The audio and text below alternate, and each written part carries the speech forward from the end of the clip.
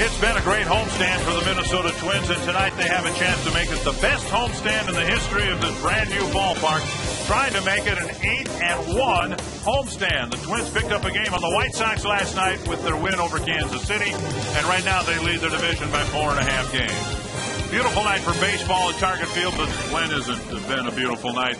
Bert Blylev and Dick Bramer here for the final game of this series and this homestand, and on paper, looks like we got a nice pitching matchup. Boy, we really do. It's Brian Dunsing for the Twins and Zach Greinke for the Kansas City Royals. Again, Zach Greinke, he has been pitching outstanding. He has not had a lot of run support, only one win over his last 5 starts, but a very good ERA. Greinke making his 4th start against the Twins this year. They beat him up, but again, don't take this guy too lightly because he's the former Cy Young Award winner last year. For the Twins, it'll be Brian Dunsing. He's won 2 of his last 5 starts, and this guy knows how to pitch. He's made the adjustments. He's had very good success here at Target Field.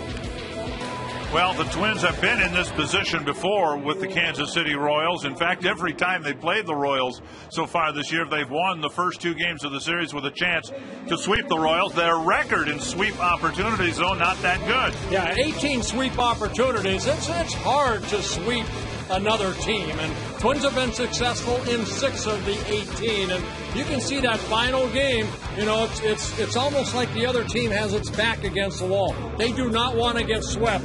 Hopefully the Twins can do that here tonight against the Royals. It's a 7-1 homestand so far. When we come back, we'll see the Twins and Royals play the last game. We'll also honor one of baseball's great humanitarians.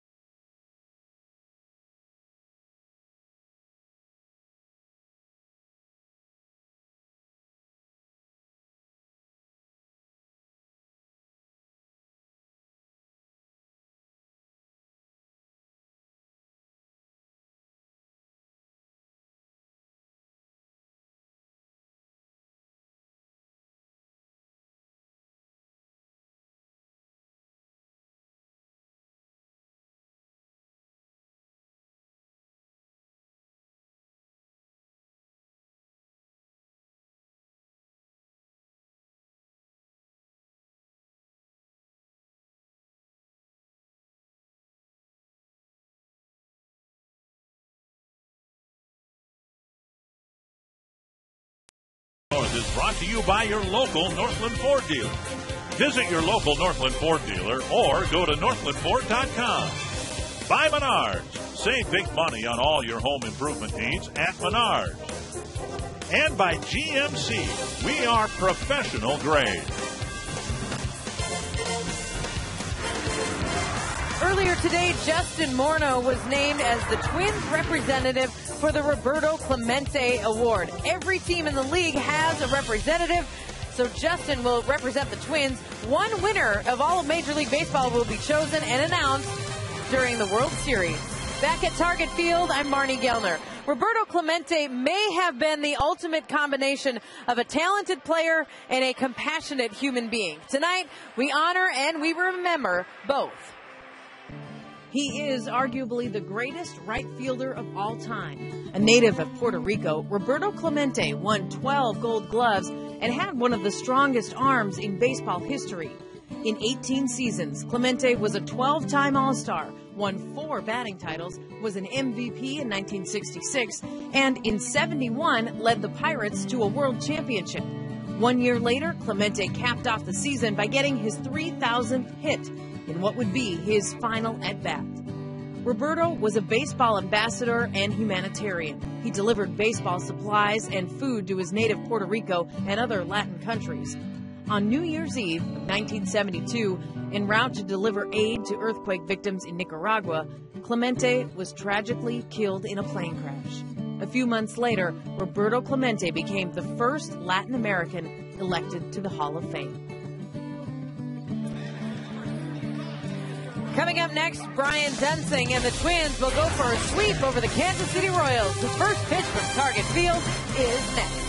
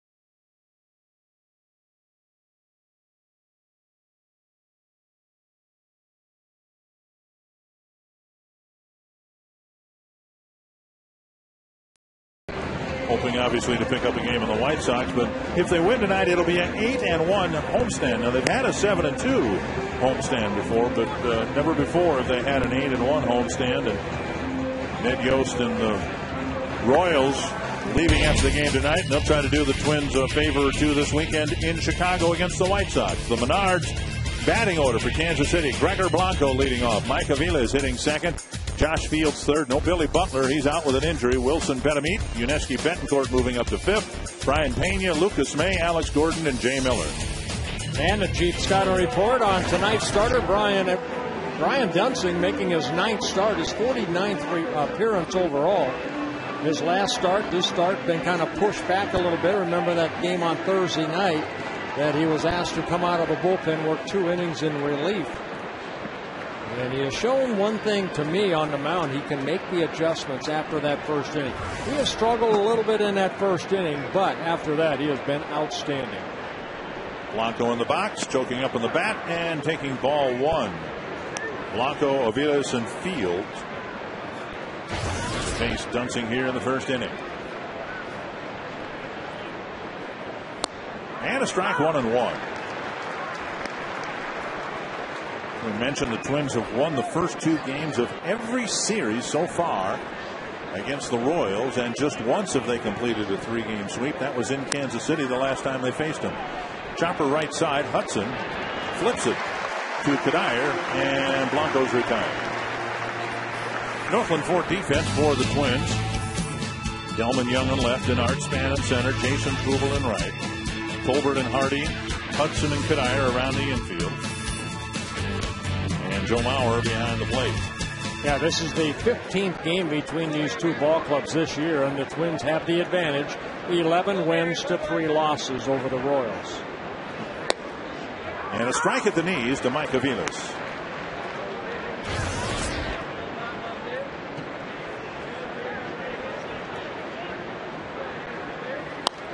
And flip foul, 2 strikes. I know Ron Coomer and Ron Coomer and Tim Laudner were talking about Dunsing before the ball game in the pregame about, his first inning woes. Sometimes as a starter, you come out of that bullpen, you're stuck in that little bullpen area, and all of a sudden you come out, and there's so many other elements that you have to really concentrate on. You see a lot of good starters struggle in the first and second inning, and then after that, once they find that little groove, boy, they're tough. And Dunsing has kind of done that so far in his starts. Now, he's making his second start against Kansas City, the first one in KC back in late July. He won that ball game 6-4 over Brian Bannister, but even in after that, 2 starts in a row in Tampa and Cleveland, he gave up 3 runs in both those games. 1-2, and a little nubber back to the mound, and Dunsing has a quick second out, 2 down. You saw the score in Detroit. The Tigers facing John Danks. Danks pitching on just 3 days rest, the result of the rainout the White Sox had in Kansas City. And so Danks coming back on 3 days rest, and the Tigers touch him for 4 runs in the 4th inning. Well, you saw the numbers right there on Dunsing. 11 runs, 9 earned for Dunsing. But then after that, he's been very, very tough. 2 down, and here's Josh Fields. Billy Butler left the game last night with a re-injury of his sore right hand. He's taken a couple of ground balls off of his right hand, and missed some time with an injury earlier, and the ball last night hit him in about the same spot. So he's not going to play tonight. Might not play much this weekend in Chicago. Well, Josh Fields, he hit a home run in last night's ball game, his first since July of last year when he was a member of the Chicago White Sox. Dunsing's gotten nothing but weak foul balls and weak ground balls so far in his first inning tonight. 2 quick strikes to Fields. Yeah, Fields has spent most of the time on a disabled list this year. Had right hip surgery. Breaking ball lifted over the Twins dugout down the right side. Never really panned out in Chicago. It was Josh Fields that took the place of Joe Creedy at third base, and that really didn't work out. Then they tried him out in left field and finally gave up on him. And now he's in Kansas City. Swing and a miss, and a very good first inning for Brian Dunsing as the Royals go down 1-2-3 on a dozen pitches.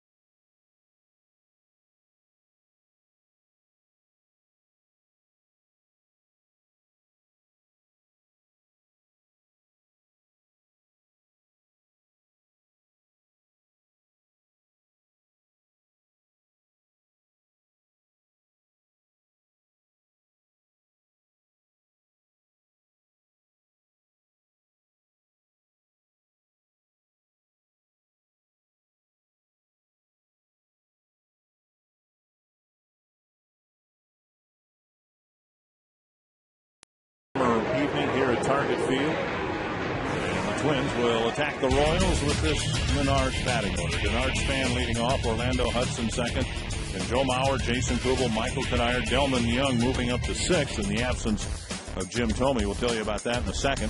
Then Jose Morales, the designated hitter, J.J. Hardy, and Matt Tolbert. And that lineup will be facing Zach Greinke for the fourth time this year.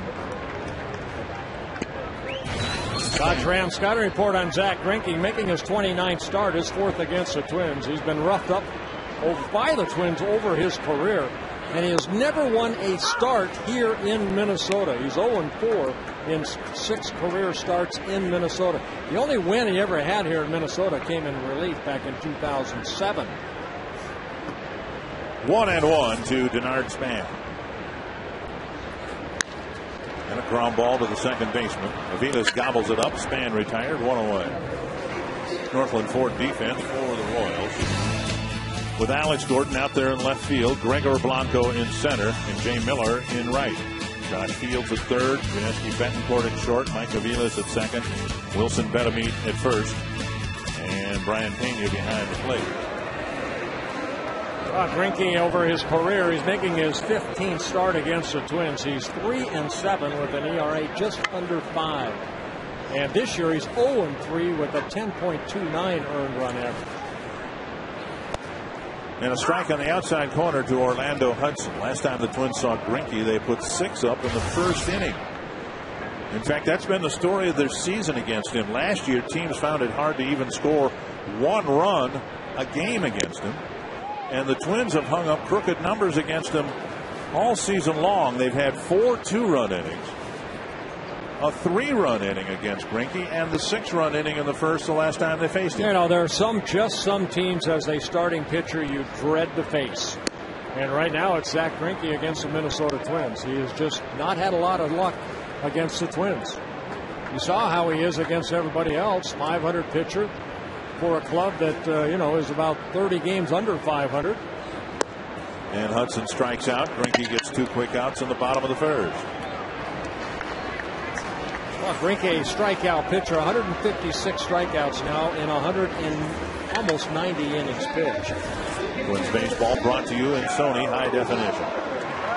2 down, and here's Mauer. Mauer got a few innings off last night with the lead mushrooming into the late innings. Twins have an off day tomorrow. Another off day coming up on Monday. Mauer with a big swing and a foul back to the net. Yeah, Mauer hitting .554 against the Royals pitching staff this year. 31 hits in 56 plate appearances. 8 doubles, 16 RBIs, and he has scored 14 runs against the Royals. 1-1. And Mauer 10 for 35 lifetime against Zach Greinke, a .286 hitter.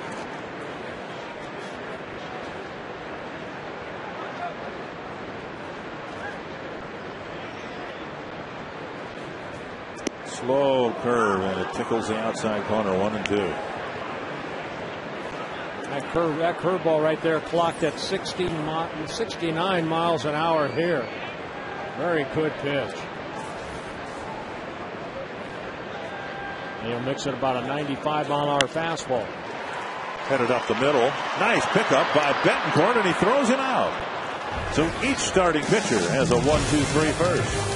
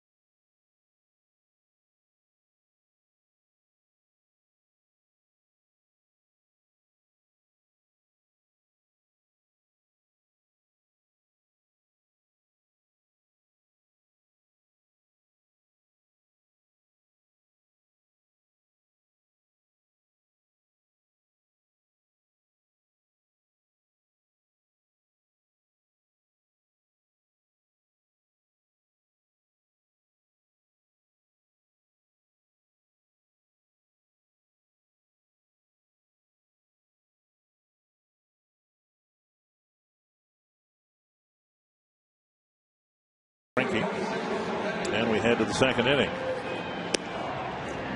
Everybody wants to know the status of Justin Morneau. Is he going to come back this year? And we got the definitive word from Justin before the game today. It's kind of a gradual process, and we're moving along in that process. So it's been a pretty good week, I think, and been running and doing that stuff, and it's coming along slowly, and that's why I'm still optimistic that we'll be back before the year's over. Well, that's offering some clarity. He continues to say he's making progress. At some point, with a little more than 3 weeks now left in the regular season, you're going to have to accelerate the pace and put him someplace where he can face some live pitching. Well, you can still see it's day to day for Justin Morneau. Here's Wilson Betameet facing Brian Dunsing. But what the Twins have is they have the instructional league starting about the middle of September. So if Justin feels good enough, I'm sure they're going to want him to go somewhere and get some at bats, and that would be the ideal place. That's down in Fort Myers, Florida. And in that format, he can get 8-10 at bats in a game, right? Yeah, he can take as much batting practice as he wants, and then those games in instructional league aren't like regular season games. They're games with you might start a runner at second base 1 inning and bases loaded, another situation. So they don't play real games, but they do have the young kids down there working on their stuff, and that's what Justin needs to face is live pitching. So my prayers are out to Justin. I hope that he recovers and gets back on that playing field, because if the Twins do go to postseason, wouldn't it be nice to have Justin Morneau in that lineup? It's been more than 2 months now since he left the lineup. 1-2 the count to Wilson Betameet, getting cleanup for the Royals today. He'll be followed by Yuniesky Betancourt and Brian Pena. Down the right field line, and that's going to be an opening extra base hit for Betameet. So a leadoff double here in the second for the Kansas City first baseman. Pretty good piece of hitting right there. Betameet picking up his first hit in this series. Kind of got a pitch down and away and just went with it right down that right field line. His 16th double of the year. See, almost inside out swing. And Jason Kubel has to go get it in that corner and get it back in. Here's Yuniesky Betancourt. Been hitting 9th in this series, but in the absence of Billy Butler, and Yost moving his home run leader up into the lineup and into the 5th spot. And Betancourt takes strike 1. Yeah, Betancourt about 3 or 4 times this year has been moved up in the order, but normally is that number 9 hitter for the Kansas City Royals. Betancourt, very good numbers in his career against the Minnesota Twins, a .336 hitter. It's poked down the right field line, a long run for Kubel. Nice running catch. Betameet tagging. Kubel's throw is cut off by Hardy, so a fly ball down the line. And back-to-back right-handed hitters have taken Dunsing the other way, and the Royals have a runner at third with 1 away. Good heads-up play by Betameet at second base. He held and tagged up on this play. Kubel went a long way for this ball, got it back in, but Betameet tagging up and moving over to third. We'll bring up Pena. Twins will bring the infield in here, which is a tip of the cap to the Royals starting pitcher, I think. If Greinke is on his game, you're probably not going to score 8, 9, 10 runs, so you're going to try to choke one off here with Betameet at third and 1 away. And it's driven to the gap, and it's going to score the run easily. And Pena goes to the opposite field for an extra base hit. A pair of doubles in the first run of the game going to the Royals. Yeah, Pena had been struggling from the right side of the plate, hitting just 171. Not a lot of at-bats. He's getting more playing time because Jason Kendall, their everyday catcher, is out for the season with right rotator cuff surgery. But Pena taking that first pitch the other way, driving in a run, his 7th double of the year, picks up his 11th RBI. Here's Lucas May, the designated hitter for Kansas City. May coming over from the Dodger organization. when the Kansas City Royals traded Scott Pasednik over to the Dodgers.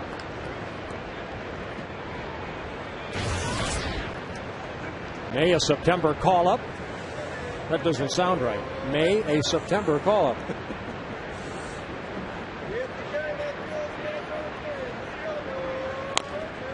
And Ned Yost obviously looking at the numbers and saying, you know what, we're going to make this about as right-handed a lineup as we can here. Dunsing is very, very tough against lefties. Lefties hitting just 133 against him, and the righties are hitting 289. So facing a steady diet of right-handers here, and so far so good. The Royals have the game's first run.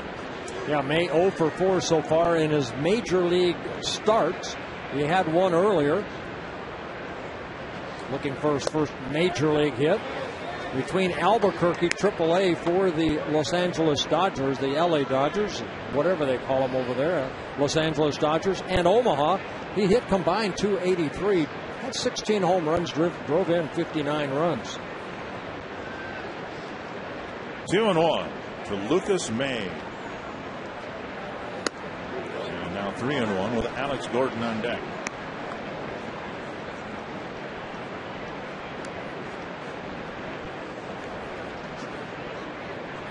Dunsing making his 9th start of the year, his 18th career start.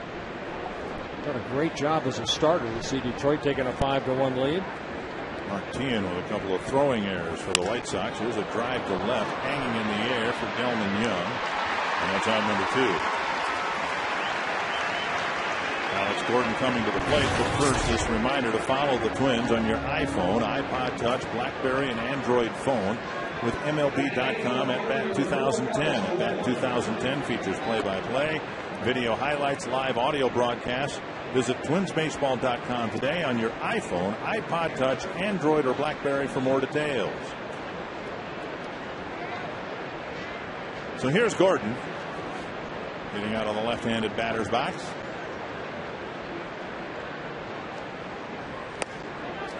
Outside, ball 1. Ned Yost and the Royals want to take a very good look at Alex Gordon as long as he can stay healthy. He's now in left field. Gordon hitting 239 against left-handers, 227 against right-handers. The idea of moving into the outfield, apparently, let's give him a little less to think about and just see if his natural hitting ability will come through as an outfielder instead of as an infielder. He had some rough edges defensively. It's not unlike what the Twins discovered when they moved Michael Kadire to the outfield. Well, these two guys were teammates at the University of Nebraska, Alex Gordon and also Brian Dunsing. Right. Both of them signing out of the same year in 2005. Gordon with the Royals, her #1 pick in 2005, and Dunsing, the Twins' #3 pick in 2005. 2-1 to Gordon.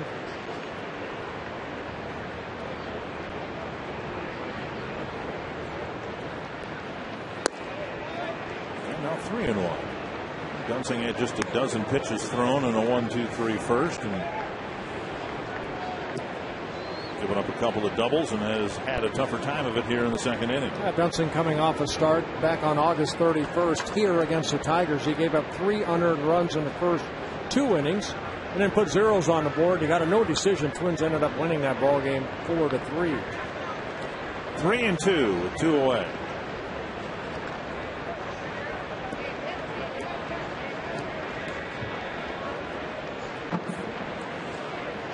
On his first 17 major league starts for Brian Dunsing, he is 9-2 with a 2.53 earned run average. Very, very good numbers as a starter.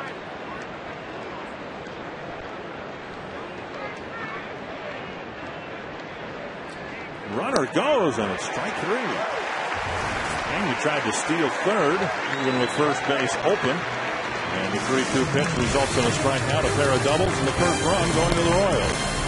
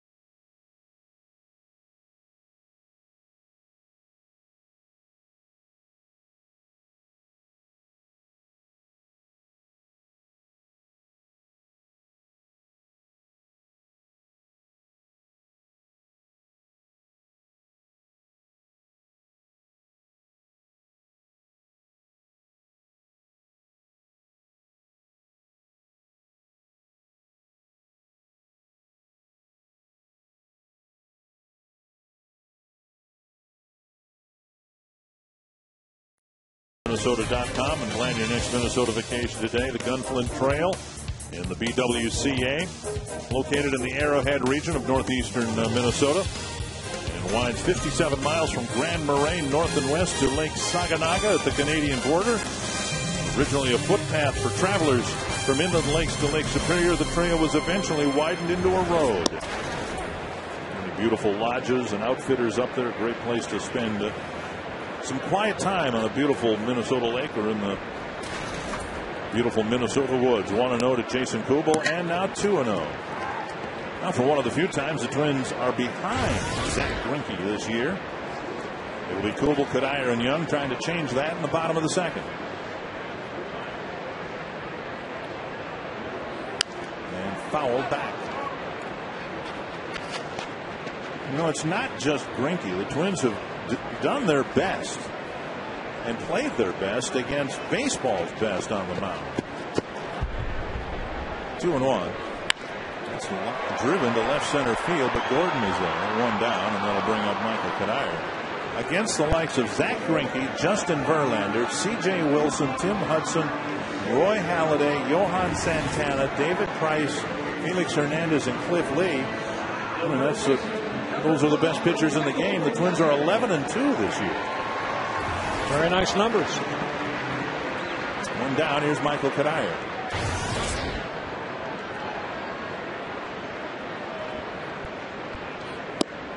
And a breaking pitch that hits the corner.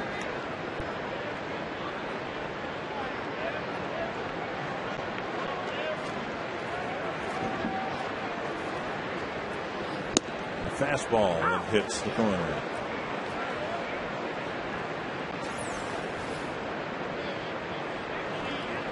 Oh, good fastball down and away. And Kadire has to protect the plate, and he flips it foul. One thing about Greinke, everything does key off the fastball. He's got a good moving fastball. You saw that slow curveball he threw to Joe Mauer. A nasty slider that he'll throw down and in the lefties. And that last pitch to Kadire, that slider. Very good changeup. In the dirt. Somebody asked Greinke earlier this year why his success, why he wasn't experiencing the success that he had last year, and he said he has noticed that some teams have just ignored his slider. Not going to swing at it. If he can recognize it, let it go, because he very rarely throws it for a strike. There's a slow breaking ball, and Kadire strikes out number 2. And strikeout number 2 for Greinke. Delman Young will hit. Zach Greinke, just 26 years old, already in his 7th season with the Royals. Kadire way out front.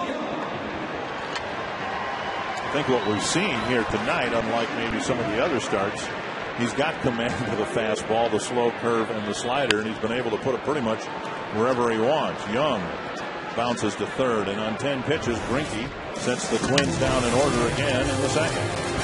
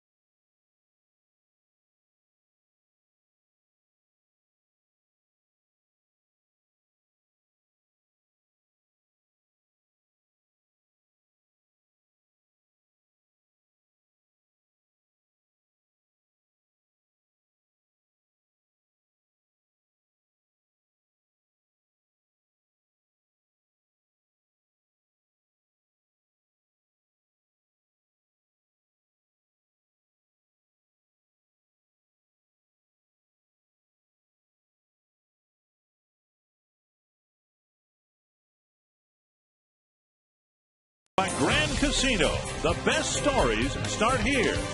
By Lincoln Mercury. Visit your local Lincoln Mercury dealer or go to experiencelm.com. And by AT&T. Find out what's possible with the nation's fastest mobile broadband network. AT&T. Rethink possible. First pitch, strike one to Jay Miller. Miller will lead things off in the third. Gregor Blanco and Mike Aviles will follow. And missing inside, 1-1.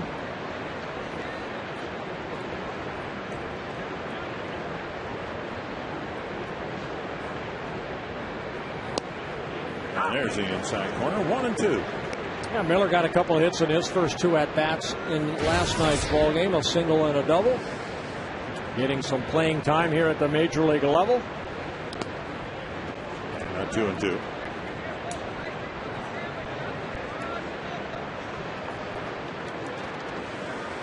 So much has changed for Kansas City in the outfield. At the start of the year, Gordon was still an infielder. De Jesus, Jose Guillen. Scott Pasetnik was out there. Pasetnik was out and left. And of course, the managers changed in Kansas City. Trey Hillman started the year. Ned Yost took over on May 13th when the Royals let Hillman go. Swing and a miss, and Dunsing gets a strikeout to start the third inning. His third strikeout of the ball game. Hey, Tim Laudner, I know you're down there in your pink shirt. Did anybody say anything down in the dugout about that beautiful pink shirt you have on? Yeah, they said that position players can pull it off, but I don't know if any pitchers can, Bert. So I just want to know that you've been warned to be careful. Well, that's why I don't wear one. But what have you seen from Brian Dunsing so far, young man? Well, you know what, Bert? Just like we talked earlier, gives up an early lead, and he gave up one run last inning, obviously, and he's done that in the last couple of starts. But you know what? This kid has kept his poise. He's kept his moxie each time out. He's kept at it. I never once have seen him with that deer in the headlight look in his eyes. You know, as well as you do, I love this kid's makeup when he's out on the mound, Bert. I know you do too. Yep. Yeah, but he started him off with a slow curveball. That was a little harder curveball right there. And Blanco way out front. 2 strikes to Blanco. And now 1-2. That's what I said, Tim, in the scouting report, that I think he's made the adjustment well. You know what? I mean, a lot of times you go out there as a starting pitcher, you try to find out what's working for you, and sometimes it takes an inning or two, and we've seen him make the adjustment. And a little dribbler to second. Hudson over to cut iron, out number 2. You know, Burton, that one start against Cleveland, that for whatever reason he had a hard time getting the feel of his curveball. So he ended up ditching it, which, you know what, sometimes that's what you have to do. And tonight it looks like he's got that good overhand curveball working for him. Yeah, we talked about, you know, the first inning, he's given up 11 runs this year in his 8 prior starts. And then after that, only 7 runs allowed from inning 2 through 9. To center, and Span will play it on a hop. Aviles drops a single into center with 2 away in the third.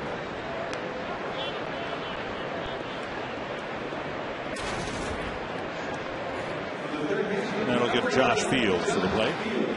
I think what Tim's talking about, too, I think what we see from Dunsing, he's not afraid to throw strikes. Even right there, you know, I mean, we got Blanco finally to ground out. And then here it is, you know, basically put the ball in play. Let me get deep into the ball game. So if you're going to hit it, hopefully, he's going to hit it at somebody right there. Aviles got a base hit on the first pitch.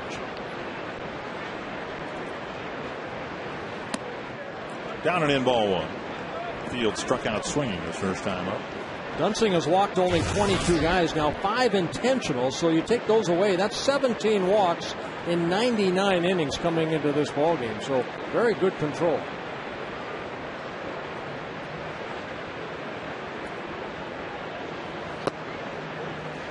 Two 2-0.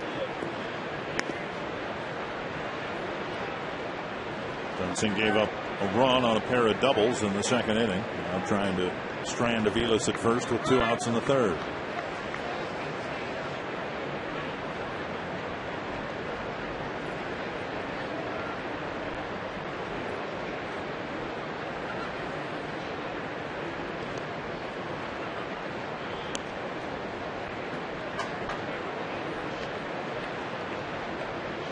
Just a gorgeous night. Sometimes the wind is whipped around this ballpark in this homestand. We've had a little bit of rain, but nothing to interrupt play again on this homestand.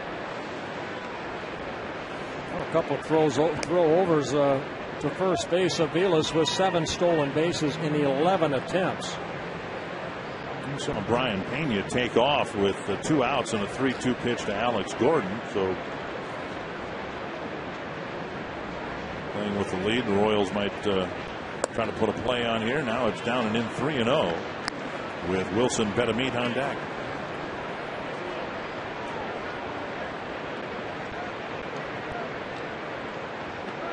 And Fields cast away by the White Sox. Foul back. White Sox weren't happy with his defense at third base, and they haven't been real happy with Mark Teahan, the former Royal. And Teahan with a couple of throwing errors at Comerica Field tonight, allowing the Tigers to open up a 5-1 lead. Yeah, Fields has had a lot of injuries throughout his playing career that's kind of set him back. Big, powerful guy. He was a quarterback at Oklahoma State for 3 years, set all kinds of records at Oklahoma State.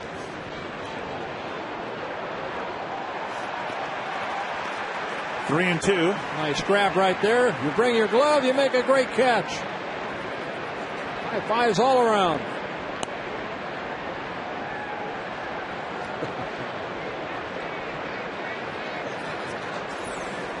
Well, we got it right here. Bingo. Nice catch.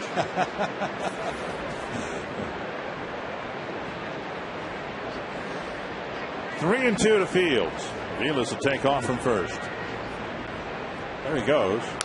There's a Tapper foul. Oh, breaking ball right there. Good pitch by Dunsing. Fields hit a home run last night. Only the 4th home run that Liriano has allowed this year. Hit it into the left field stands. Great job by Liriano last night, winning a career high 13th game. Another 3-2. Toward the hole and through. Aviles will round second and hold up there. So a pair of 2-out hits for the Royals, and Betemit will come up with 2 men aboard.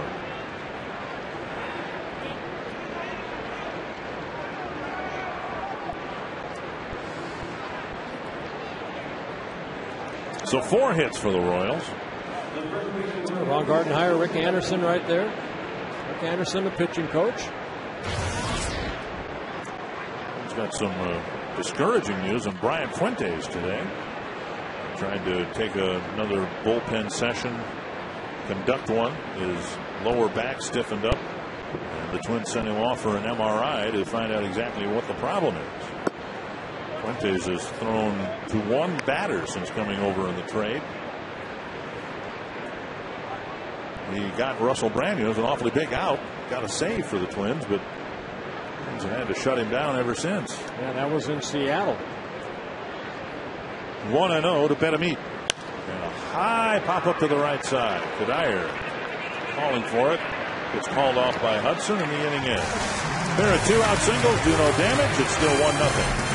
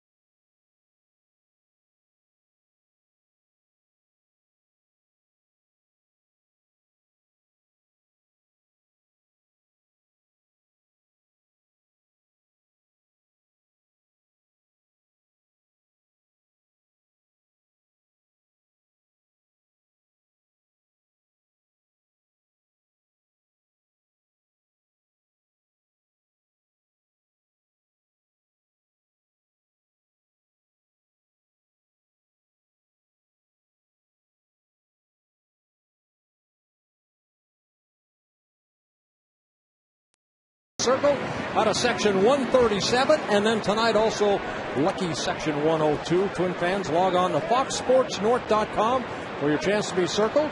At home games, click on the Circle Me Bert tab and explain why your section should be circled for a chance to spend an inning up in the booth with us. Winning sections will be announced morning prior to each game on foxsportsnorth.com and kfam.com. 1-0 to Jose Morales, the designated hitter. J.J. Hardy and Matt Tolbert will follow. Morales takes a strike. Jim Thome in the lineup originally as the designated hitter. He was scratched about a half hour before game time with a slight abdominal strain. Well, if you hit 2 home runs, 482 feet and 452 feet, don't you think you'd hurt a little bit? More than my abdominals, that would hurt. So with an off day tomorrow, the Twins just setting Jim down. Might be available to pinch hit. Who knows? 2-1. A bouncer to second. Greinke is at 7 up, 7 down so far. That'll bring up J.J. Hardy.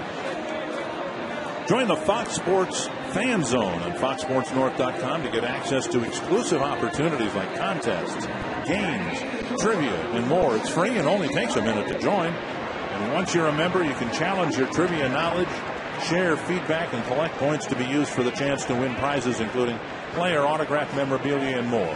Getting rewarded for having fun just a click away at Fox Sports North Fan Zone on foxsportsnorth.com. J.J. Hardy taking strike 1 from Zach Greinke. Showing strikes. And a one-hop skipper to Aviles, 2 away. Twins have gotten 1 ball out of the infield here against Greinke. I want to say happy 94th birthday to Myrtle Carlson, living at the Wiles in St. Perry in St. Peter, Minnesota. So Myrtle, happy 94th birthday to you. Here's Matt Tolbert. And he lines it foul. Danny Valencia held out of the lineup tonight. With the off day tomorrow, the hope is he'll be ready to go Friday. And of course, it was Valencia who got the biggest swing of the bat against Greinke with a grand slam against him in Kansas City. 2 strikes to Tolbert.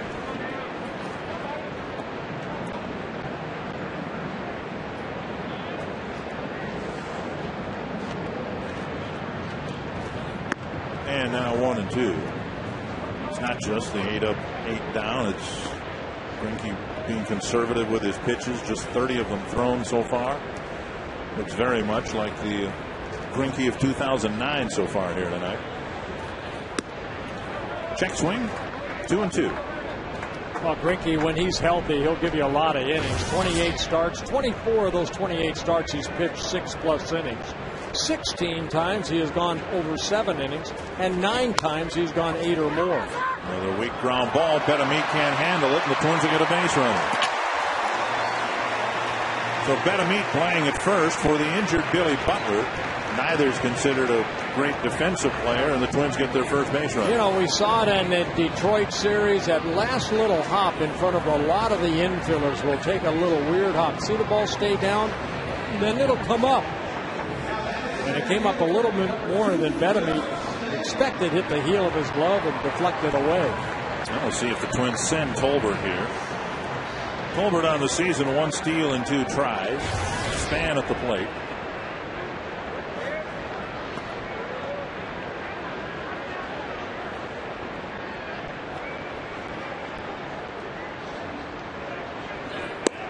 Down and in, ball 1, and Tolbert stayed put. Tolbert with 1 stolen base in 2 attempts, and Pena behind the plate. Pretty good arm. 6 of 23 he has thrown out, about a little over 25%.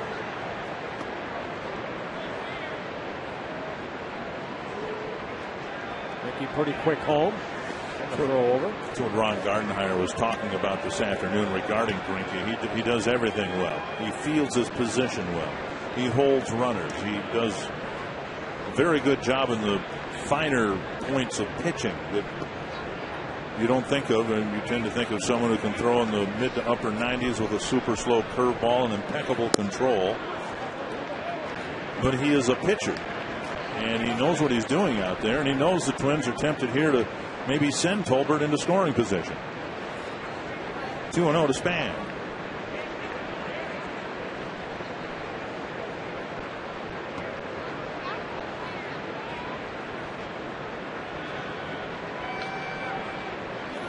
Swing and a miss, 2-1. Well, one thing I've noticed about Greinke when he is on, no two pitches are the same speed. That one at 91. Very seldom will he throw another 91-mile-an-hour fastball. It might be 87. He may drop that slow curveball at 69 miles an hour we saw earlier.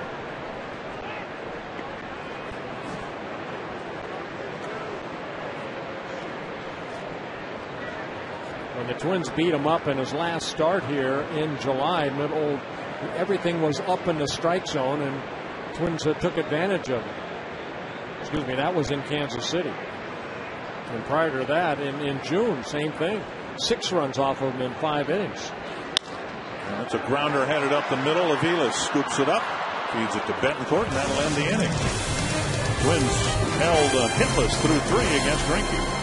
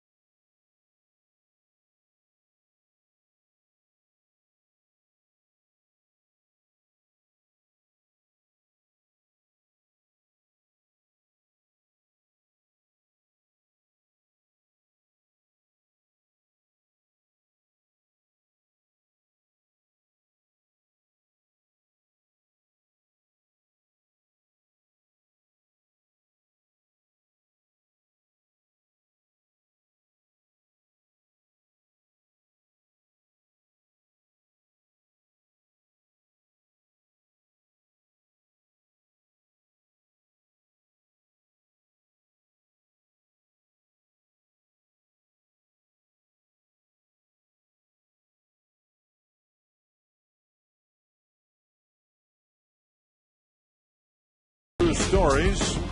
And on Roberto Clemente Day, fittingly in 1958, Clemente tied a major league record by hitting 3 triples in a 4-1 victory over the Cincinnati Reds. I have no idea what that has to do with the Minnesota Twins, but it's a Twins true story. It happened 3 years before the Twins played baseball. Denard Span, here's how we connected to the Twins. Denard Span did that earlier this year against Detroit. It was a hard one-hopper to Tolbert. And Betancourt's quickly retired, 1 away.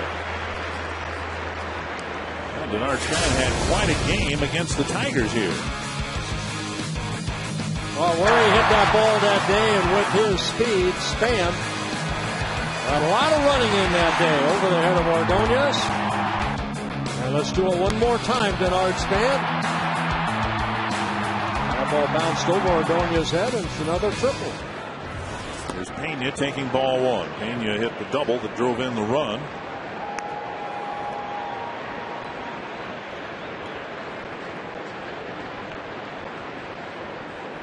One and 0.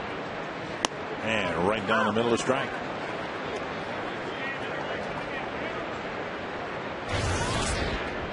Jason Kendall about as tough as they come, but even Kendall can't play with a torn rotator cuff. And so Pena, who saw extremely limited duty as a backup catcher for the Royals, gets his chance because of injury.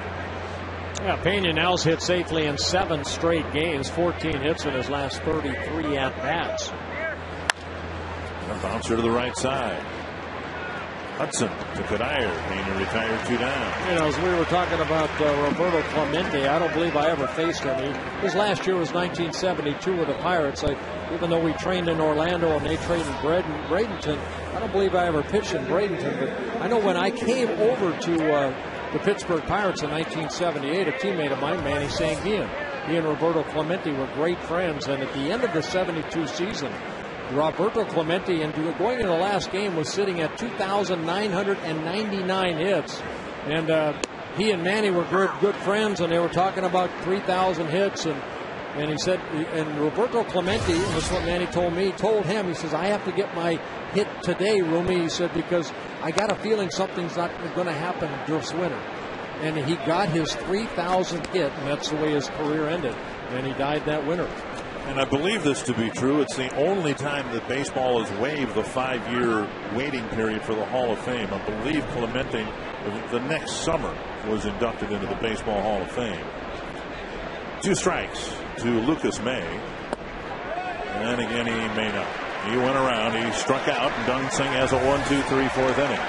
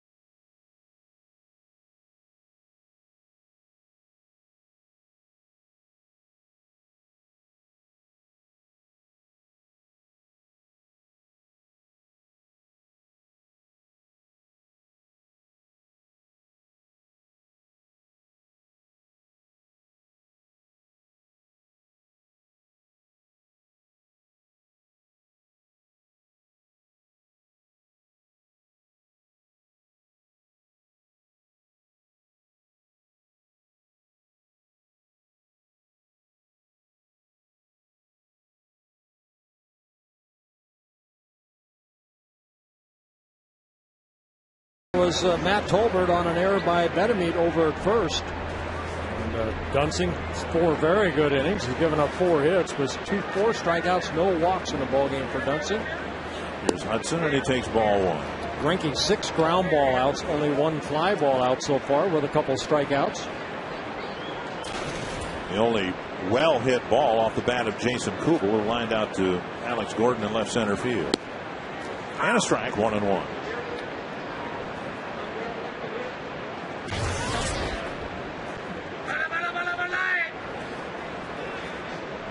Twins sending their 2, 3, and 4 hitters up against Greinke in the 4th.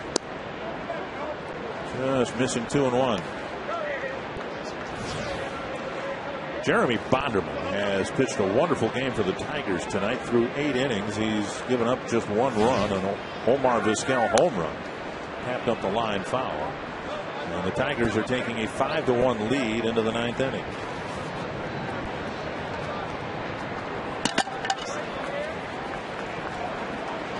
In case you're wondering, Manny Ramirez was in the starting lineup. So was Paul Konerko back on the lineup. Miguel Cabrera out of the lineup for the Tigers. The Twins perhaps in position to pick up another game in the division on the White Sox. Inside, and it's 3-2 to Hudson. That's exactly where Pena sat up right there. And Greinke, if he missed inside. First 3-ball count for Greinke. Comes leading off the 4th inning. And Hudson coaxes a leadoff walk. So the Twins don't have a hit yet. They got a base runner because of an error in the third, and now a leadoff walk in the fourth. Well, Greinke doesn't walk too many batters. He's averaging just about 2 walks per 9 innings. You can get involved in the game. Let us know who you think will be the Arby's value player of the game. Text the word value followed by a space and the player's name to short code 234-234. So Mauer hoping to come up with a hit here. It would be the Twins' first. And he takes a strike at the knees. Mauer with a ground ball to short. It was a hard hopper headed up the middle, and Betancourt going to his left made a nice pickup and threw him out.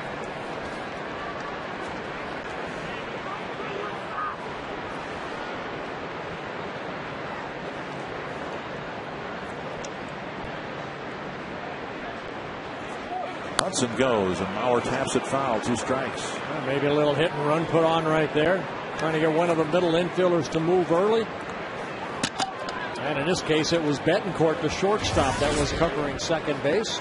But as a hitter, of course, or the manager who puts the play on, you don't know whether it's going to be the shortstop or the second baseman. That's what the signals are. The one open mouth into the glove, the closed mouth, whatever signals they give.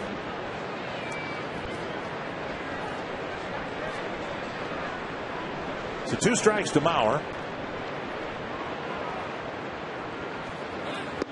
It sails outside, 1-2.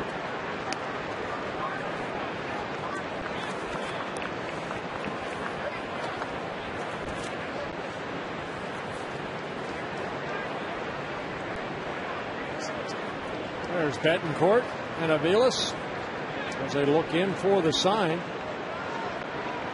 There we go, open mouth. Might be a fastball. A breaking ball. I remember asking Brent Gagne about that, and I think I remember right, he would give the sign to whoever the second baseman was. Now it looks like both the middle infielders give the signal to each other, but one I suspect is probably a decoy for anybody who might be stealing the sign. Well, what if they both, what if one opens their mouth and the other one keeps it closed? Then they're confused. That's what I mean. One of them's got to be a decoy, right? It's only one of them who's actually given the sign, I would imagine. 2-2. And Mauer takes outside, and now it's another 3-ball count.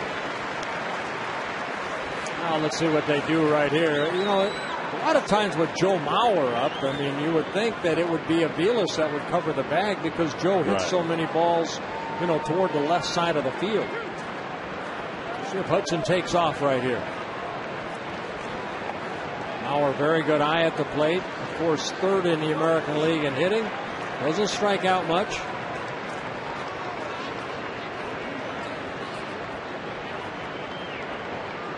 Hudson, good speed at first. 7 stolen bases in 9 attempts. 3-2 to Mauer. And Hudson goes. And Mauer pops it up to right center field. And Hudson scampers back to the bag. Mauer retired. 1 away. Here's what we were talking about before. The Twins have played their very best against the very best. They're 3-0 against Zach Greinke. 1-1 against Felix Hernandez. 1-1 against John Lester. 1-1 against Justin Verlander. They've beaten Halladay, Santana, Lee, C.J. Wilson, Tim Hudson, and David Price. You add that all up, that's a winning percentage of .800 against the best in the business. Very good pitchers on that chart. Here's Kubel with Hudson at first and 1 away.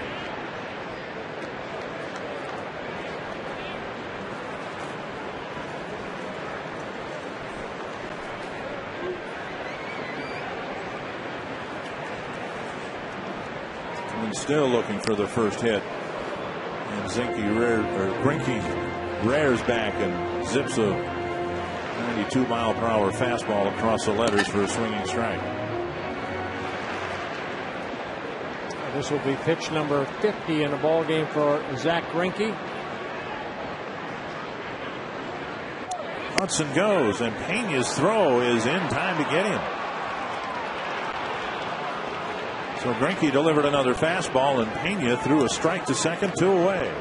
Perfect throw right there by Pena. Thrown out now 7 of 24 potential base stealers. Hudson head down, head first slide, but the throw getting there to Betancourt, and Betancourt applying the tag for the second out. 2 strikes to Kubel, and now 1 in the dirt. That's what the Twins were gambling on the pitch before. Maybe Greinke backs up 1 fastball with a curve in the dirt. Hudson can steal second, but Greinke threw another fastball, and Hudson was retired easily. And the Tigers behind Jeremy Bonderman, beating the White Sox. Final game of that series tomorrow afternoon. If the Twins win here tonight, they'll have a 5.5 game lead on the White Sox. 2-2.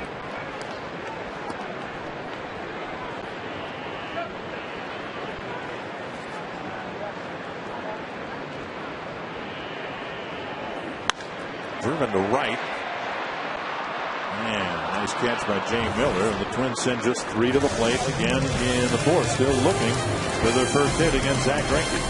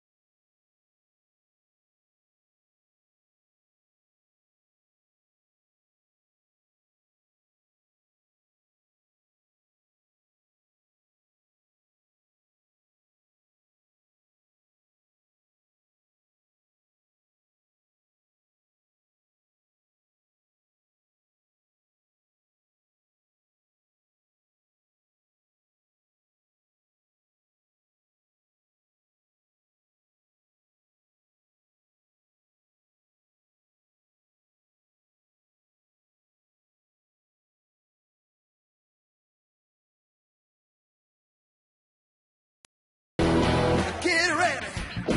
This is now our time to shine in the glory.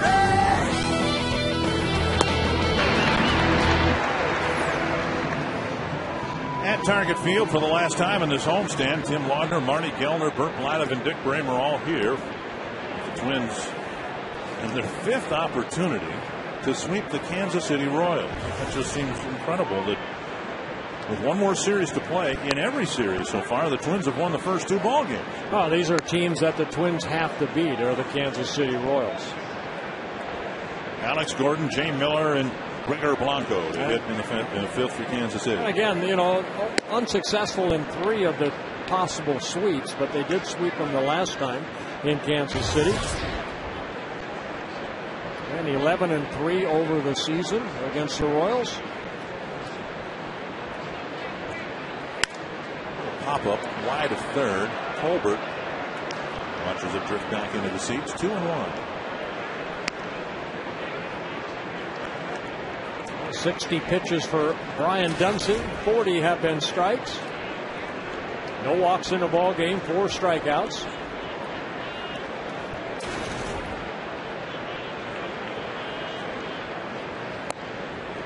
And a called strike. 2-2. That breaking ball, watches where this ball ends up. Good pitch right there.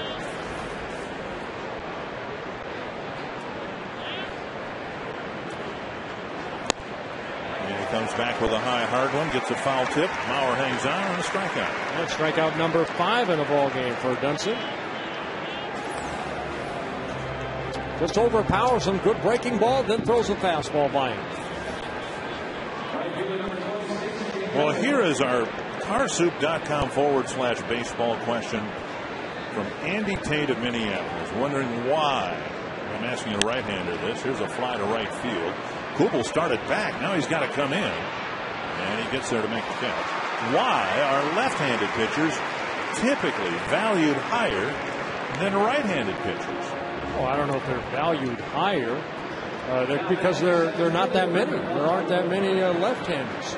You know, Liriano and Dunsing. I mean, that's it in the starting rotation for the Twins. They have 3 lefties out in the bullpen now. 7 right-handers. Good left-handers are hard to find. You know, Twins had a great one in Johan Santana. And they have a great one here in Brian Dunsing and Liriano. Oh, Tim Laudner came into the booth with his pink shirt.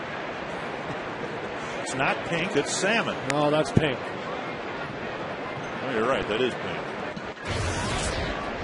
1 strike to Gregor Blanco.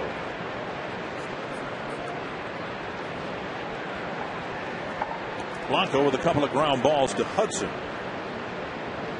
against Brian Dunsing. 1-1. I think, you know, getting back to the question, some of it has to do with the ballparks and how they've been constructed. You know, the theory was you'd never want to have, or you'd want to have a left-hander at Yankee Stadium with a short porch and right. Here's another ground ball in the second. 9 pitches in the inning, and a good inning for Dunsing. He's retired 7 in a row.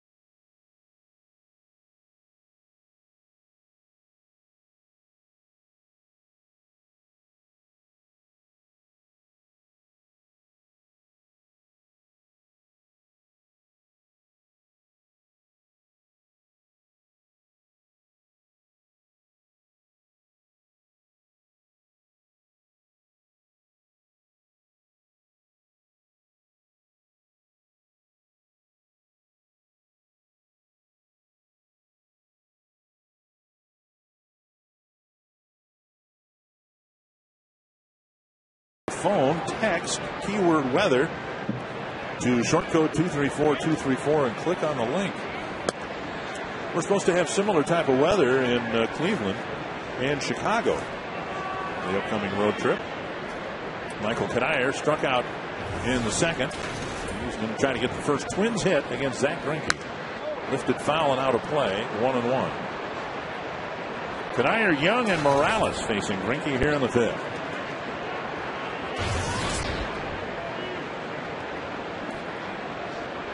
Strikeout victim in the second. And another foul ball, 1-2. Asked Michael today about the opportunity we thought he might have, take a couple innings off at first base, and he said at this point, what difference is a couple innings going to make? Right. Chopper to short, Betancourt Fields, and over to Betamete, 1 away. We'll bring up Delman Young.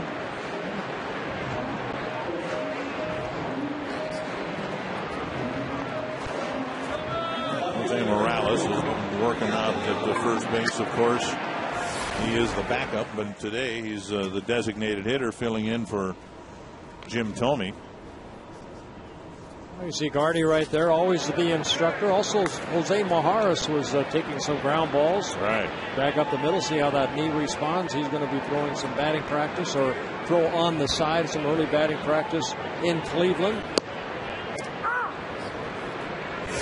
A simulated game on Friday, and then they'll see where he's at after that. And especially given the news, the discouraging news, and Brian Fuentes. Ground ball on 3 hops to the second baseman, Aviles. Low throw. Betamit kept his foot on before coming off the bag. Jerry White will discuss it briefly with Brian Knight. Yeah, it looked like a routine ground ball, and Aviles had a tough time just getting the ball over there, and Betamit has to play it. It's a good throw, but he throws it on the outfield side, and Betamit looked like he kept his foot on the bag as his momentum right there had the ball in the glove. And then just a little tumble. 60 pitches thrown for Greinke. He's gotten 14 outs without allowing a hit. Here's Jose Morales in a ground ball to second. And he takes inside, ball 1. 8 ground ball outs so far. 3 fly ball outs for Greinke with a couple strikeouts. So far doing a great job of changing speeds. Fastball clocked as high as 94. And you watch him when he's on. I mean, this is 86. The next one will probably be 92. That one, next one after that might be 87. No 2 pitches, and that's just a sign of a pitcher that has a lot of confidence in all his pitches and changing speeds. Morales somehow checked his swing, and it's 3-0. So that fastball at 93. After the Quest high-speed pitch, brought to you by Quest high-speed internet. Yeah, Greinke at 95, Dunsing at 92. 3-0 to Morales with 2 gone here in the 5th. And ball 4, he walked him. So a walk for Greinke. Leadoff walk in the 4th, now a 2-out walk in the 5th, and that'll get Hardy to the plate.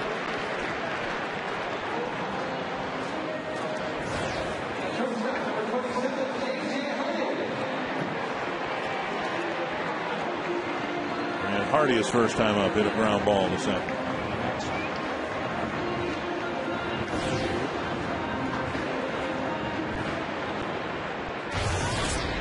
The only person who's hit the ball hard at all, Kubley's done it twice, lining out to left and lining out to right.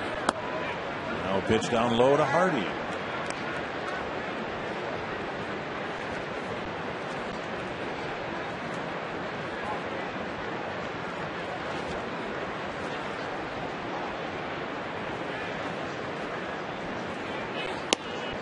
Fastball that covers the inside corner.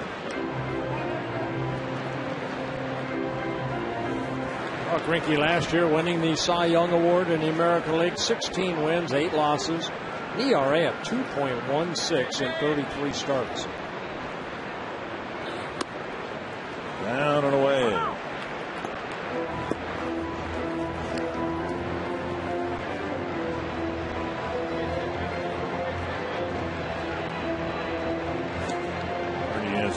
Homer since he hit one in Chicago against Freddie Garcia.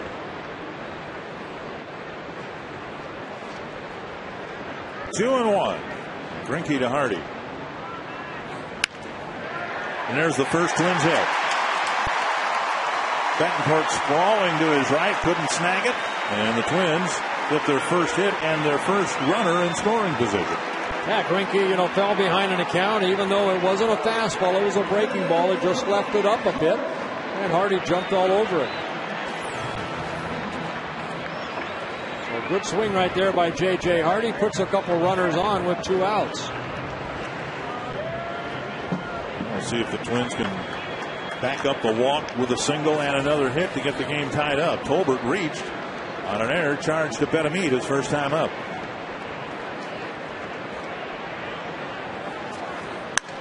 Pulled through the hole to right. Morales around third. He's coming in. Here's the throw from Miller. Not in time. Cut off, and both runners move up. And Tolbert delivers a game-tying hit.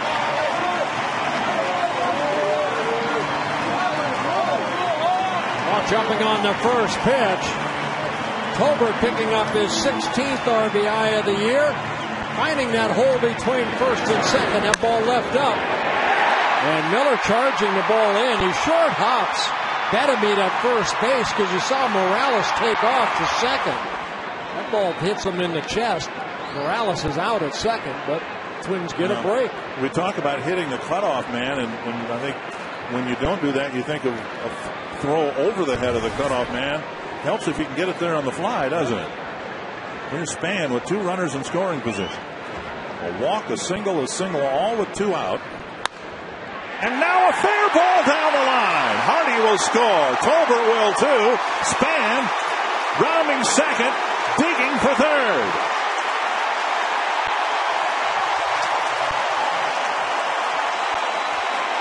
So as they did in the first inning, the last time they faced Greinke, a cluster of hits and 6 runs.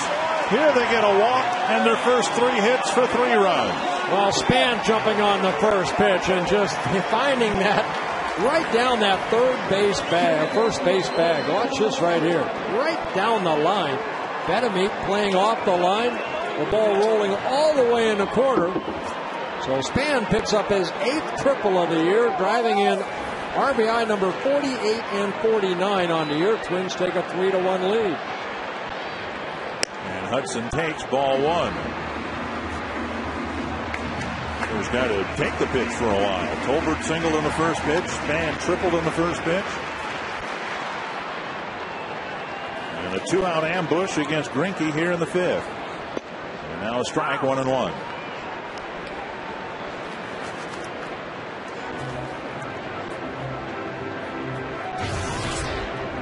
Well, that walk to Morales kind of set all this up. He left a breaking ball up to J.J. Hardy, then Tolbert and Span driving in runs. Right off the end of the bat, Bettencourt ends the inning throwing to Betamit. But the Morales walk, Hardy got the first Twins hit. Tolbert and Span followed, and just like that, the Twins have a 3-1 lead.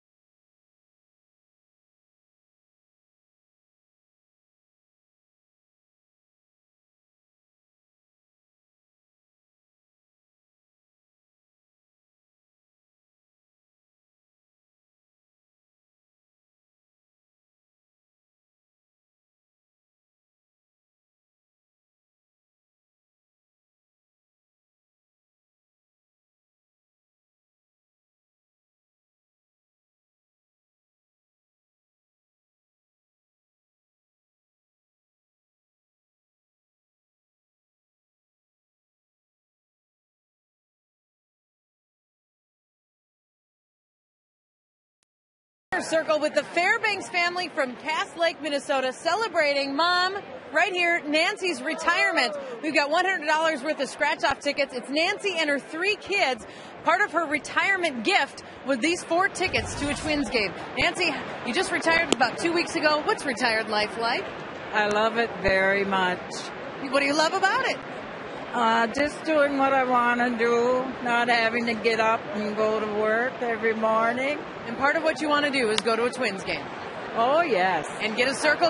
I watch them on TV all the time. Well, we're happy that you do that. We've given you $100 worth of lottery tickets. Congratulations on the retirement. Thank you very much. You're welcome. Yes, happy retirement to you, young lady. 1-1 the count to Mike Aviles. He'll be followed by Josh Fields and Wilson Betamit.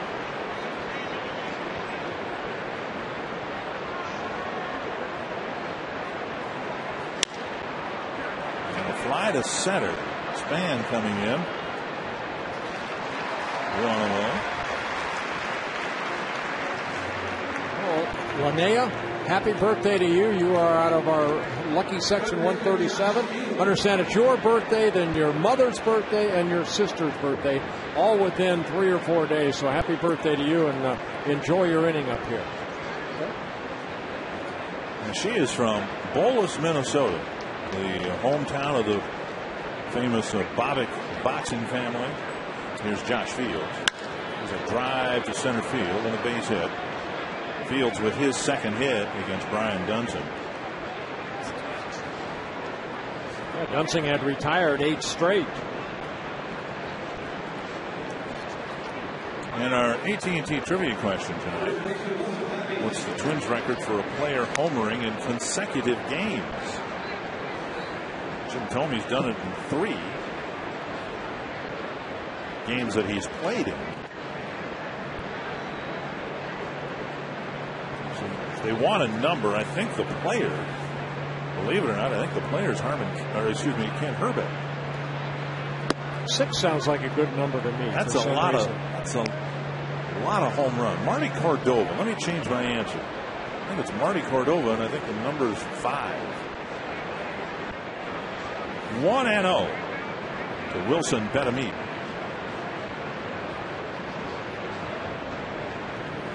And Thome was in the starting lineup today, but was scratched with a slight abdominal pull, which means his next chance to pass Frank Robinson on the all-time home run list would be presumably in Cleveland, where he spent most of his career. If he doesn't do it there, maybe he'll do it in Chicago, where he spent a big chunk of his career. Betamit takes a strike on the outside corner. 1-2. Working the outer half of the plate, trying to get that ground ball, and 12 double plays turned behind Dunston so far. Betamit doubled and scored in the second.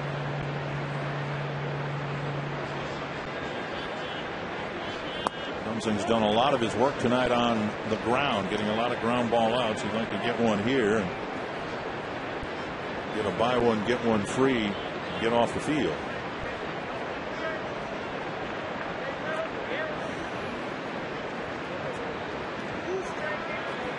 Dunston has induced 12 ground ball double plays. Remembering that he spent the first half of the year pitching out of the bullpen. Here's a little nubber up the line. It'll only be 1 out. And on the play, Fields goes to second.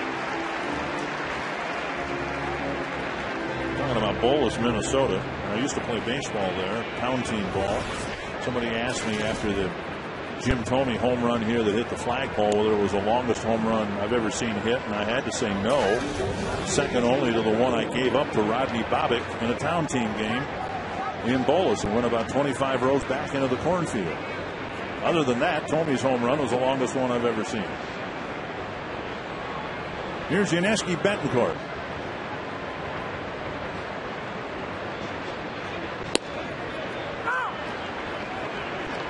Betancourt takes a called strike.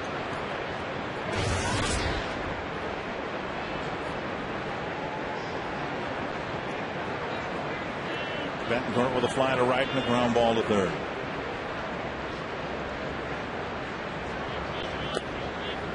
One and one.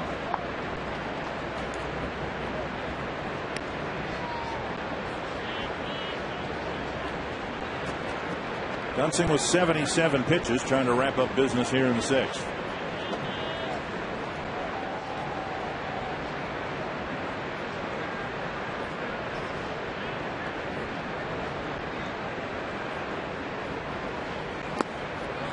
Lauer digs it out, and it's 2-1. Dunsing making his 3rd career start against the Royals, one coming earlier this year. Also won once out of the bullpen. So 3-0 in his career against the Royals. 9 appearances, 2 starts. Fields at second with 2 outs. Ground ball to short. Hardy digs it out, fires a strike over to Kadire in the inning end. Fields gets a base hit. He's left the board. Twins still lead by a pair.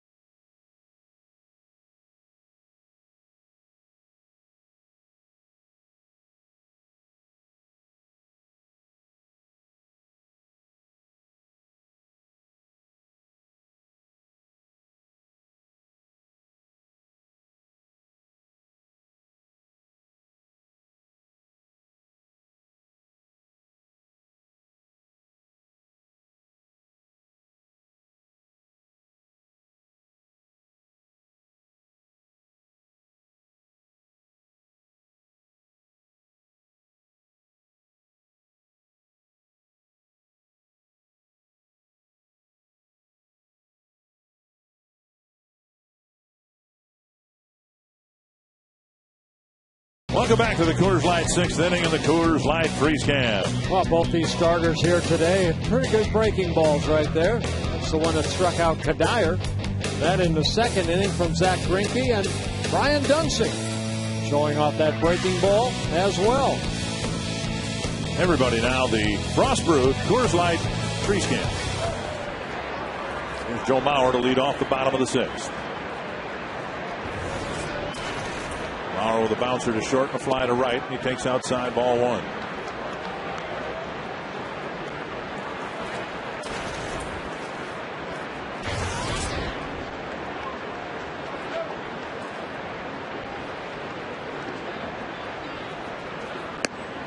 And a strike. It speaks to so many things. Greinke not as sharp as he was a year ago when he won the Cy Young Award. The Royals struggling in so many areas. Also says Brian Dunsing's a pretty good pitcher. If this score holds, Brian Dunsing will have as many wins this year as last year's Cy Young Award winner. Dunsing at 7-2. Greinke starting the game tonight with an 8-7 mark. 2-1 to Mauer, and now 3-1. Yeah, Greinke coming in with a very good 3.87 earned run average again. Over his last 5 starts, 1-0 with a 2.57 ERA. So he's been pitching good. He just has not had a lot of run support. 4 of the last 5 starts for Zach Greinke have gone extra innings for the Royals. 3-2. And then Greinke with his ERA at just under 4. And then you look at Dunsing's and it's just over 2, which again speaks to how well he's been pitching this year. Yeah, I mean, Dunsing's, this is his 9th start. For Greinke, this is his 28th. Greinke's having a kind of year that Felix Hernandez is having with the Seattle Mariners. Every time you make a mistake, it's going to cost you a ball game. And he's probably thinking in the back of his mind right now, I gave up 3 runs in the 5th. Am I going to lose? Join Tee It Up for the Troops on the 6th National Day of Golf on Friday, September 10th. The greens fee for your round of golf at participating courses will go to benefit veterans of all branches and conflicts. Log on to foxsportsnorth.com. Click on the Tee It Up for the Troops banner for more information. Here's Kubel 0 for 2, a liner to left and a liner to right. And now a couple of strikes.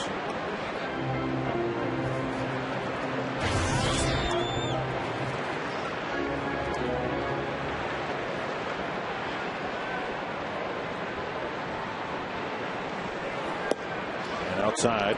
1-2.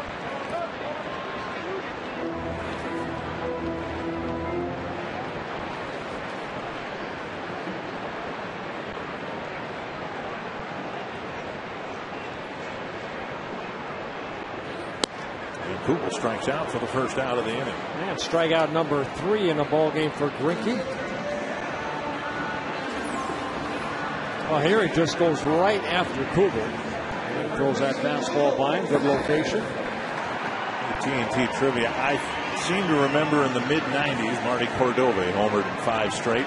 But we'll see if I'm all wet or not. I'll go 6. Yeah, Marty Cordova did it, and Harmon did it twice. 5 games. Ding, ding, ding, ding. Here's Kadair, and a flip to first.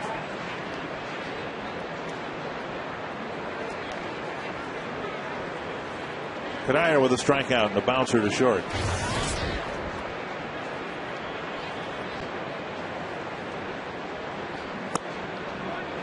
Clocked at 71 miles per hour. We've seen it backed off to what, 68, 69 miles per hour. What we haven't seen that we saw a lot of last year, Greinke able to get it up to 97, 98. His fastball is topped out at 92, 93.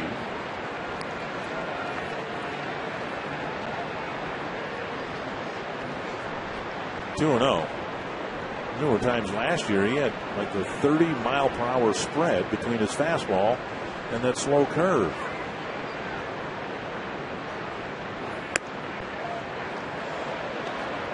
Pitch up high, and it's 3-0. 3 walks in a ball game for Greinke with the 3 strikeouts.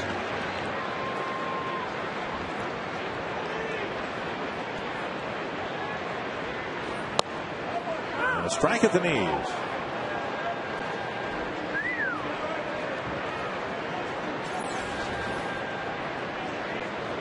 The fastball down.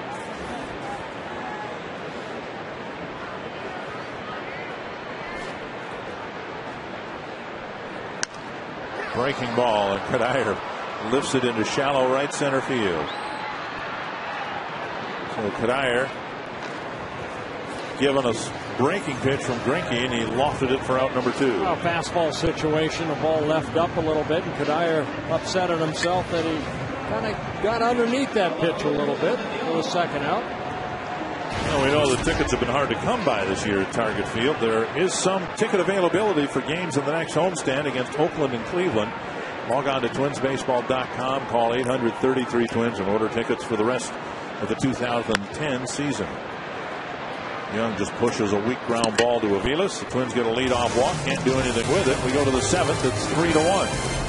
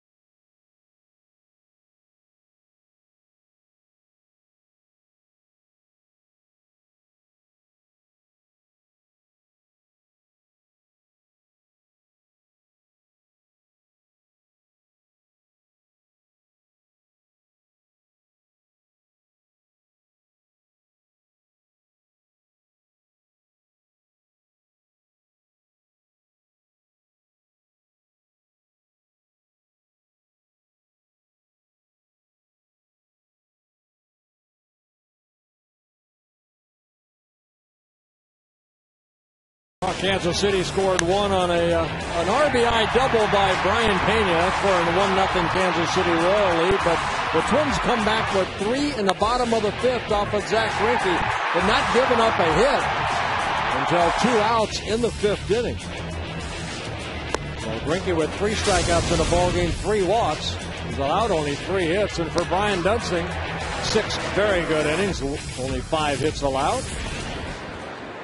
So Dunsing takes the mound in the 7th, having thrown 79 pitches. He's got a 3-1 lead, and he'll face Brian Pena, who drove in the only Kansas City run with a double.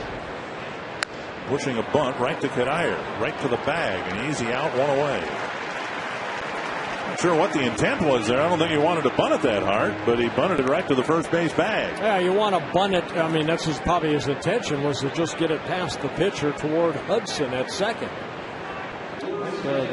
Bunted it right toward Kadire. All he had to do was catch it and step on the bag for the first out. Here's Lucas May, fly to left and a strikeout. Tigers beat the White Sox 5-1. Jeremy Bonderman pitched a great game for Detroit.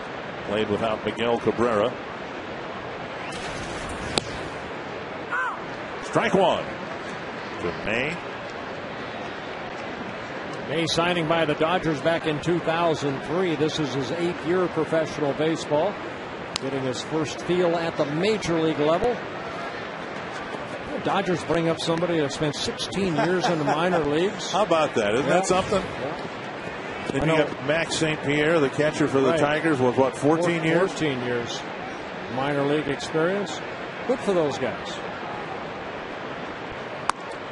I always thought this is a long time ago. I got to know a left-handed pitcher that was in the Tigers organization. When he came up with the Tigers, he bounced around a little bit. Paul Gibson. You remember him? Left-handed pitcher. Yep. He spent 10 years in the minors, and then he lasted in the bigs for like 8 to 10 years. Once he got there, he turned out to be a pretty good pitcher. Yeah, Oakland had a tall right-hander. I believe his last name was Taylor. That spent 13, 14 years in the minors, and he got about 3 or 4 years in the big leagues. So perseverance, that's what Joe Torre said about that young man with the Dodgers. It pays off. May strikes out number 2. And strikeout number 6 in the ball game for Dunsing. Getting May for the 2nd time. Are you thinking about a career in sports? It's a pretty good gig. You can sign up now for the 2010 Twins Sports Internship Career Fair and possibly get a lead on employment opportunities. The event is Tuesday, September 21st. And you can register now at twinsbaseball.com. Go to the Job Opportunities tab at the bottom of the homepage. You can also get more information on the Sports Internship Career Fair by calling 612-659-3426. Well, the six strikeouts for Brian Dunsing. That ties a season high in strikeouts. Had a career 8 strikeouts in a ball game last year against the Rangers. Been able to get Alex Gordon a couple times here tonight. 1-1.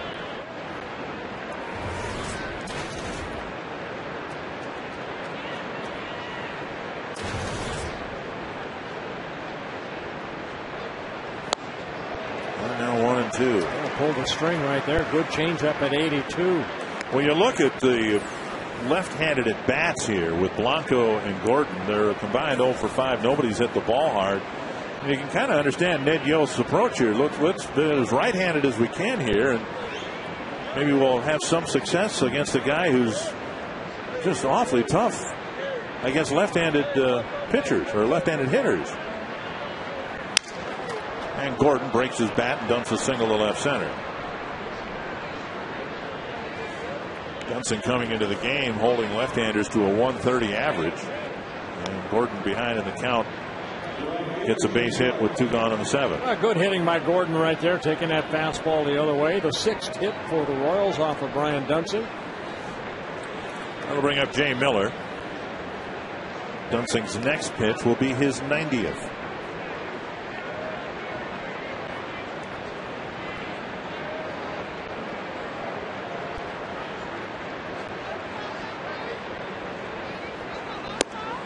And a fastball that cuts the plate in half.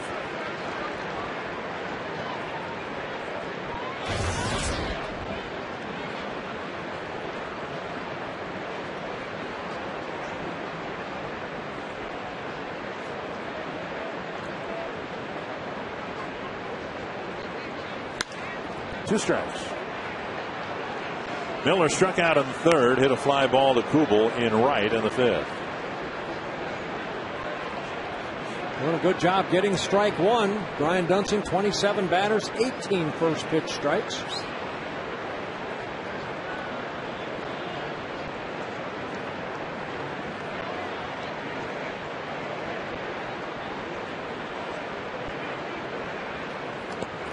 It's blocked by Mauer, and it's 1-2.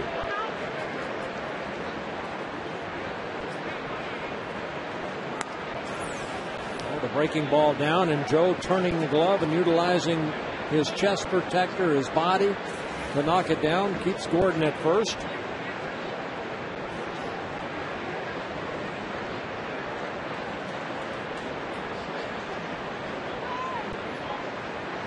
One and 2 to Jay Miller. And to wrap a breaking ball around the outside corner, but missed. 2-2.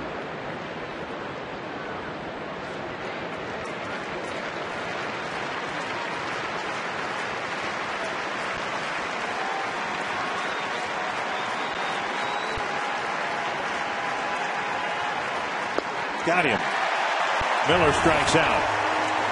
Another good inning for Brian Dunsing. The Twins lead 3-1. Stay tuned for the 7th inning stretch, brought to you by Medica.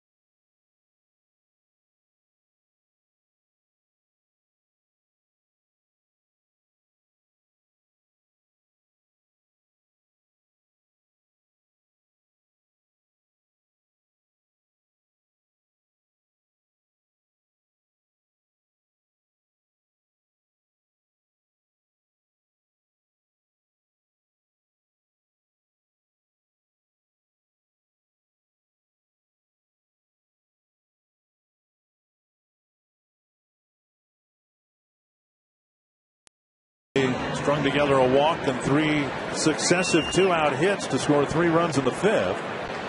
Yeah, difference might be that 2-out walk to Jose Morales that really set up the Twins to get 3 straight hits and open up the game to a 3-1 lead for the Twins. Morales walking with 2 outs in that 5th inning, later scored. Replacing Jim Thome, who was in as the designated hitter.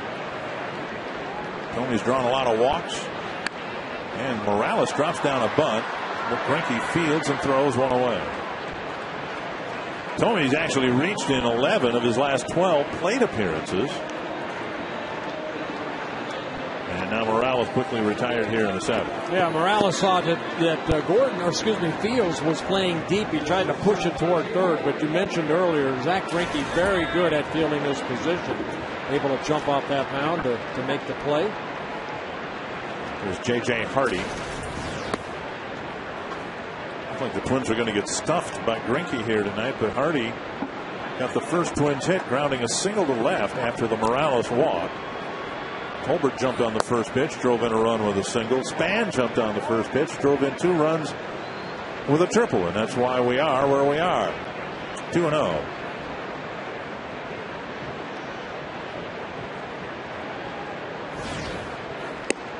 And a strike.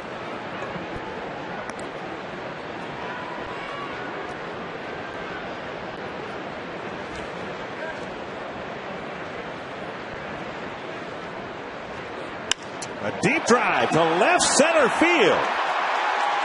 J.J. Hardy homers, and the Twins take a 4-1 lead. Home run number 5 on the year for J.J. Hardy. Boy, did he weight back nicely on that. Looked like a breaking ball that stayed up. And J.J. Hardy jumped all over it.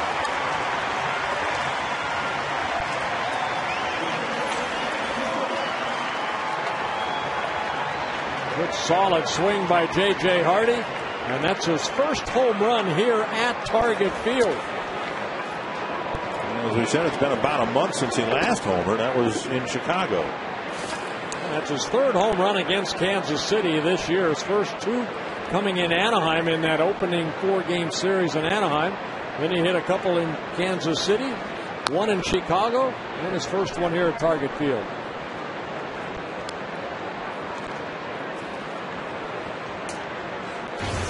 One and one to Tolbert.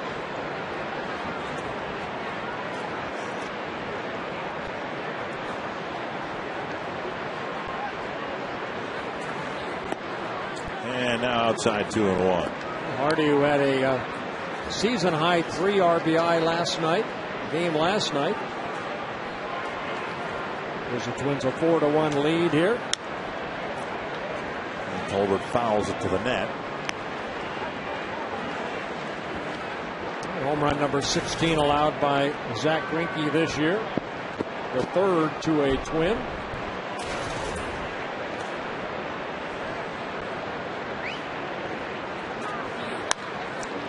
Hold on the ground to Benameat. And that's out number 2. And that'll bring Span. Late now, time for the Coors Light Cold Hard Blast. Well, this ballpark isn't too big for J.J. Hardy. See, he could hit one out of here. And he does. His 6th home run of the year. And Span hooked one over the first base bag into the right field corner for the biggest hit of the game, a 2-run triple. That took the score from 1-1 to 3-1. He slaps it foul the other way. Carl Crawford of the Tampa Bay Rays leading the American League in triples with 10. Span now with 8 on the year.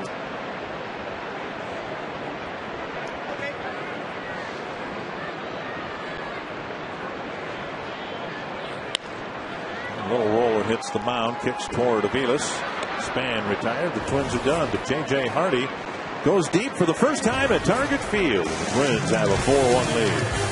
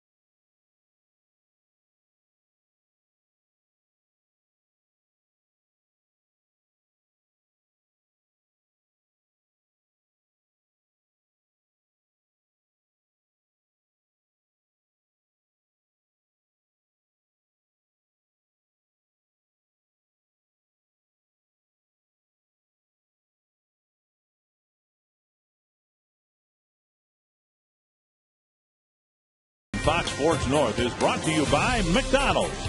Try a strawberry banana or wild berry real fruit smoothie today. By Toyota. There are many reasons to buy a Toyota, and now's the perfect time to get yours during Toyota's National Clearance Event. And by the fast, reliable, secure, heavy-duty internet from Quest.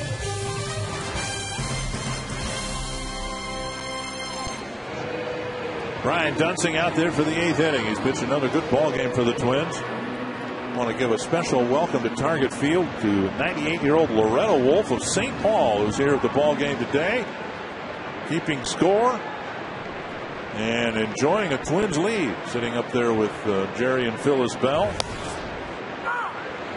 Strike one to Gregor Blanco, leading off the 8th inning.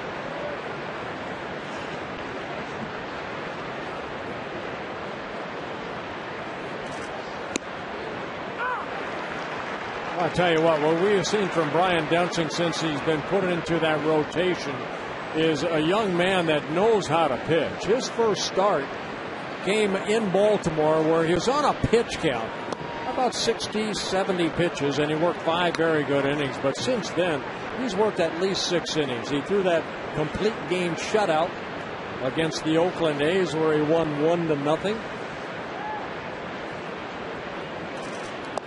His last outing, he threw 103 pitches on Tuesday.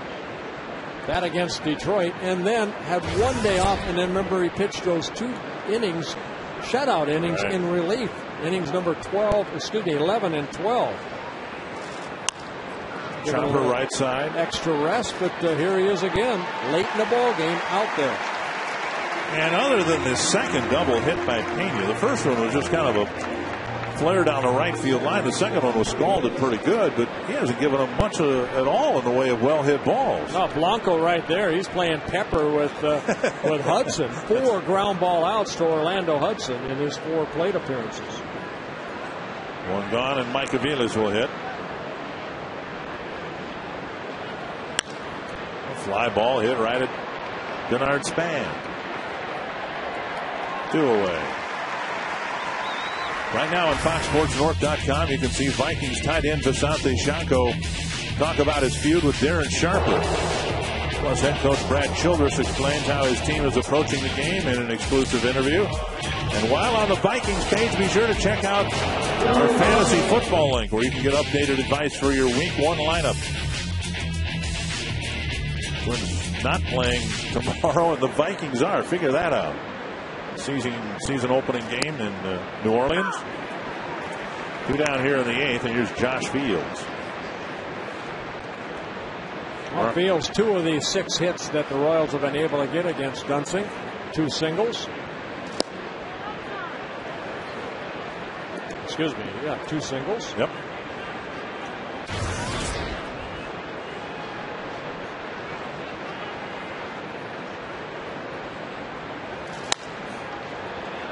Flared down the line, foul. 1-2. And here he is. Brian Dunsing perhaps on the verge of completing the 8th inning. Just 103 pitches. He's completely shut down the Twins bullpen. They haven't had to even take the tarp off a mound out there yet. Well, they do have somebody standing out there, don't they? Yeah, Jesse Crane was kind of throwing between innings a little bit. Down and away, 2-2. There's Crane.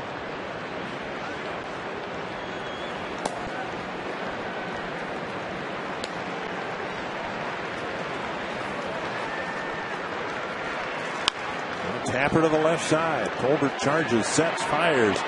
Inning over. Another great inning for Brian Dunsing. He's given up just 1 run through 8.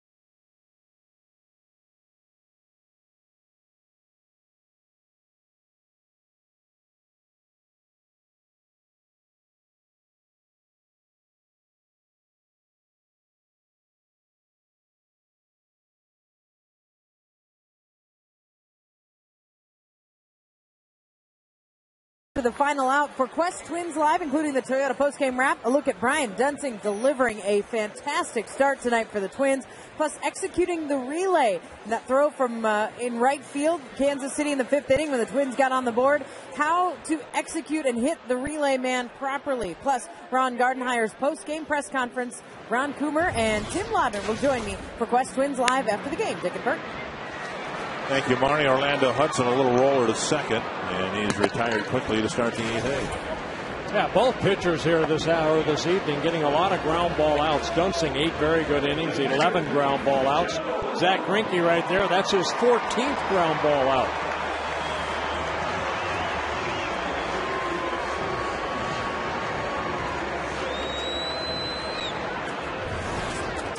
Greinke with 103 pitches in the ball game.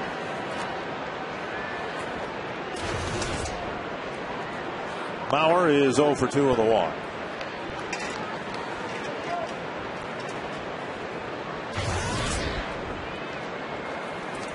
One and 0.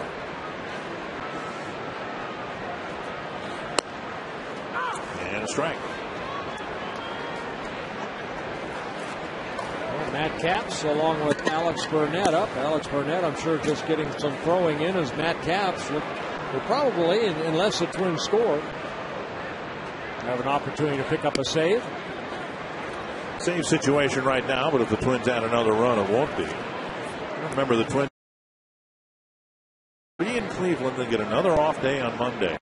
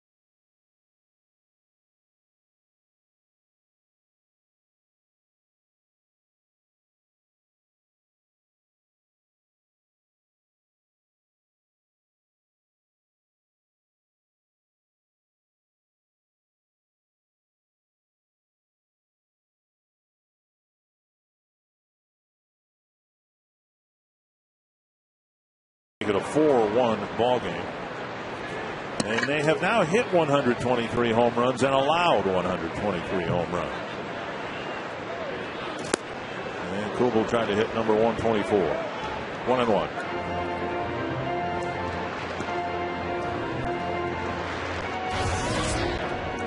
Texas finally won a ball game. They beat Toronto 8-1.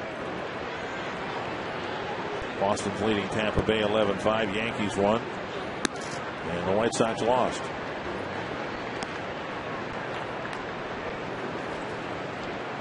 Two and 1 to Kubel.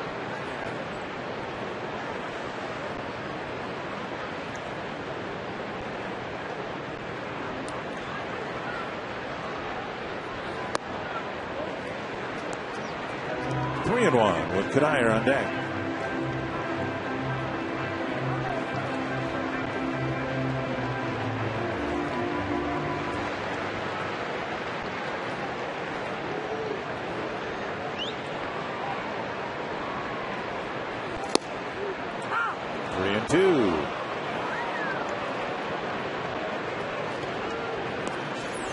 Kubel thinking this was ball 4. Going to take that pad off, but it's back on.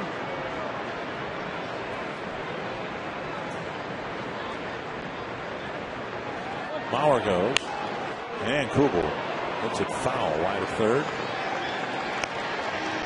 Twins will be on the road for a week. 3 in Cleveland, 3 in Chicago. Then they're home for a week. Then they're gone for a week. And then they close out the regular season with 4 here against Toronto.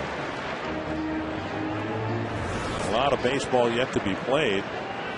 But what the Twins would like to establish is a playoff berth, but also perhaps home field advantage in the first round.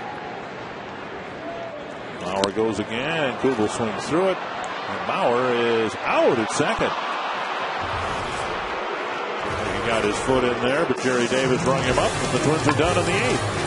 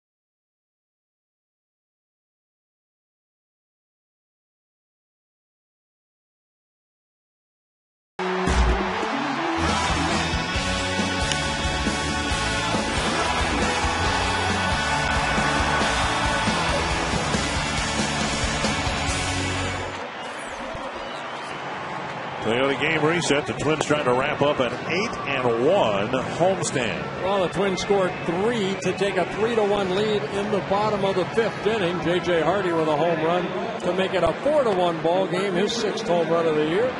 Span with that big 2-run triple in that 3-run 5th inning. And a great job by Brian Densing, who worked the first 8 innings. 6 hits, 1 run, no walks, 7 strikeouts. A new season high for Dunsing with the 7 strikeouts. And now Matt Capps coming in looking for his 11th save as a Minnesota Twin and his 37th overall. He picked up the save here on Monday night in the 5-4 win over the Royals. Benameet will lead off against Matt Capps. In case you're wondering, Dunsing's next start would be in the middle of the Chicago series next week. First pitch popped up, a foul ball, and it'll reach the seats. 1 strike. Capps got the save here on Monday night. He needed only 8 pitches, 5 for strikes, to retire the Royals 1-2-3. It'll be Benameet, Betancourt, and Pena. What little power the Royals have in their lineup is sitting in their 4th and 5th spots in the batting order. Benameet with 10 and Betancourt with 15 home runs.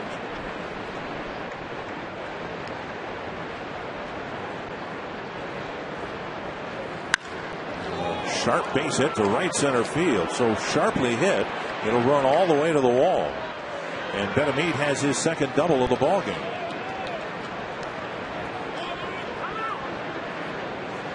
So he hit a leadoff double in the 2nd and scored, and now he hits a leadoff double in the 9th. A fastball pretty much right down the middle. And Benameet hitting it sharply. We see a lot of balls in that area. When it hits that turf, it just scoots all the way to the wall. Well, here is Yuniesky Betancourt. Betancourt with a fly to right, and a couple of ground balls to the left side.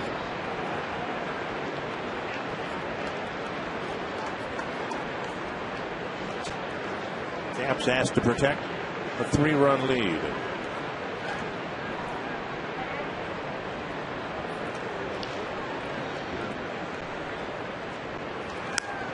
And Betancourt with a big swing at a pitch left up and a foul ball.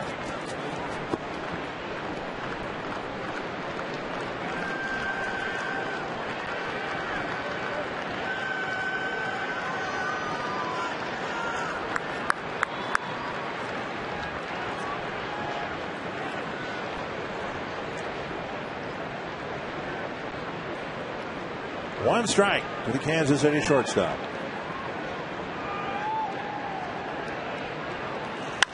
Bouncer headed up the middle. Hardy cuts it off and throws to Kadire. Nice play, shuffling to his left. Betancourt retired, and Benamit moves up a base, one away. Well, Brian Dunsing, our Jimmy John's delivery of the game, 8 solid innings, looking for win number 8 on the year. Well, a great performance by a starting pitcher for the Twins. Here's Brian Pena. Drove in the lone Kansas City run so far with a double. A couple of ground balls to the right side have followed. And a swing and a strike. Kila Ka'aiahui is in the on deck circle. He apparently is going to hit the DH spot. Well, slider right there. And Pena half-heartedly swung through it. Hey, congratulations to Trevor Hoffman, too. Oh, isn't that something? His 600th Major League save. Matt Capps has 103 Major League saves. That's a lot of saves for a guy that spent a lot of years in an organization, the Padres, that didn't win that often. Rivera second in line with 555 career saves. Swing and a foul. Remember when we faced the Brewers, and we faced them twice. In each case, it looked like Hoffman might not even get there. He lost the closer's job to John Axford, and giving a chance to reach the milestone before his possible retirement at the end of the year. 2 strikes from Brian Pena.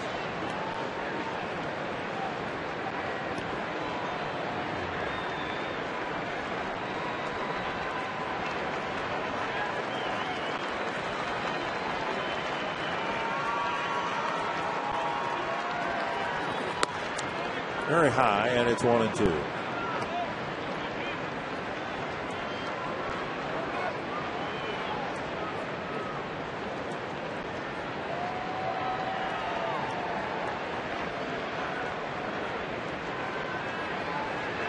Capps with 7 pitches thrown, 6 strikes. All right, see if he can get a strikeout right here. Leave that runner at third. Still 1-2.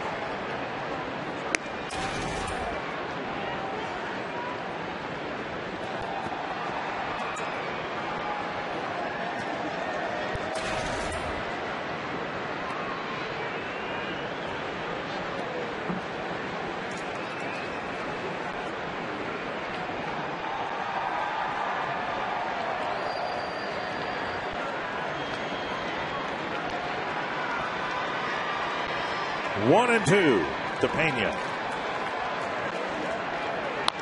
A little bouncer up the line, and it will stay fair. And Royals will get a run, but the Twins get a more valued out, 2 away. Pena picking up his second RBI, knocked in both runs so far in this ball game.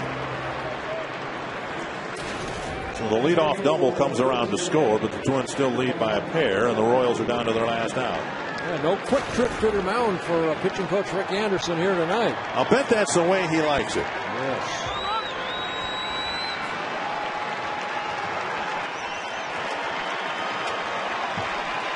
Twins fans, sellouts every night. They've enjoyed a wonderful homestand. And the best way to show their appreciation, give their team a standing ovation. Ball 1. Ka'aiahui trying to keep the game alive for the Royals. If he reaches, Alex Gordon will hit. Ka'aiahui 1 for 2 as a pinch hitter with an RBI.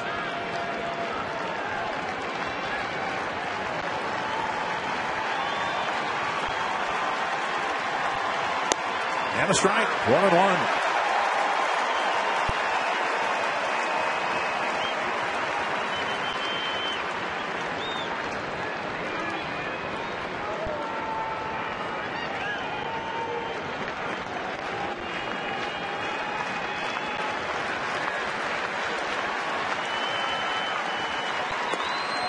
Just off the plate, 2-1.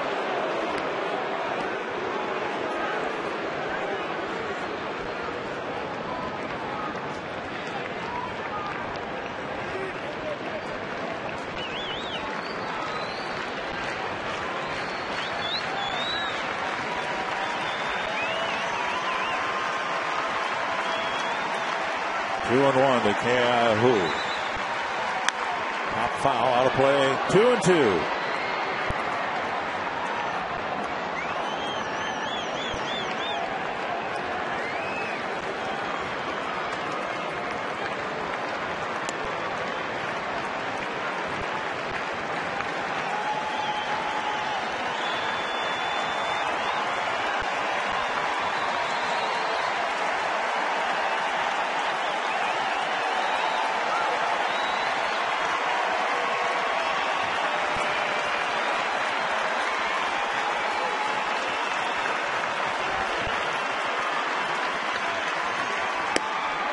Just missed the inside corner, and it fills the count with Alex Gordon on deck. Tried to go inside. See Joe Mauer sitting there.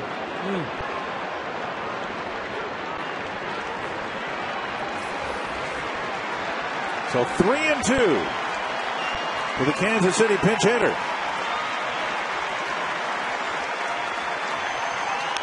Foul back.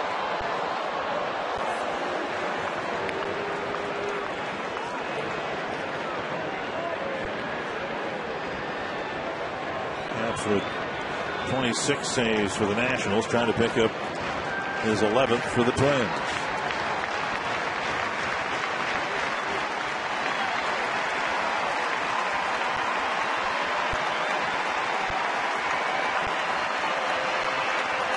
Another 3-2. On the left field line, and that'll land foul. Nice catch. Well, a curtain call.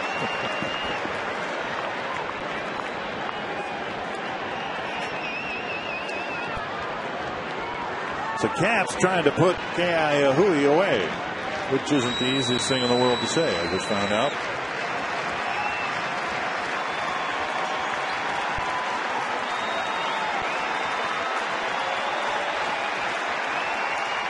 Another 3-2.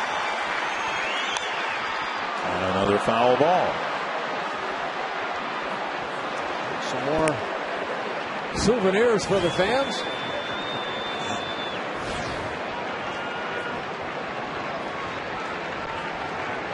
It'll be the 18th pitch for Caps. Love to watch fans go after a baseball. They might be wearing a $100 suit, a $400 suit, and they'll go everywhere. They'll jump in the mud for that $20 baseball.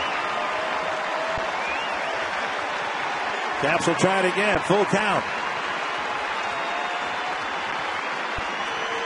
And he missed. And that'll get Gordon to the plate, representing the tying run. So a long battle, and a battle won by the rookie pinch hitter.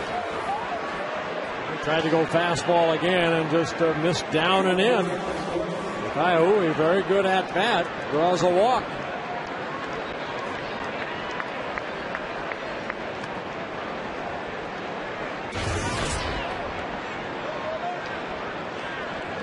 Here's Gordon. Singled his last time up against Dunsing.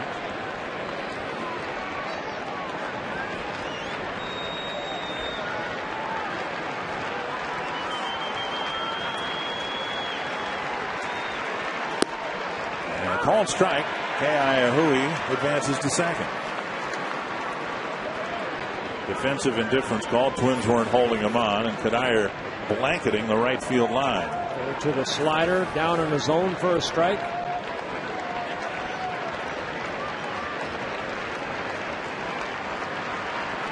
One strike to Gordon. So looper to left, and it's going to die in front of Young. And the Royals get a couple of runs here in the ninth inning. And Mitch Meyer's going to hit now for Jay Miller. Well, Gordon picking up his second hit, his 16th RBI of the year.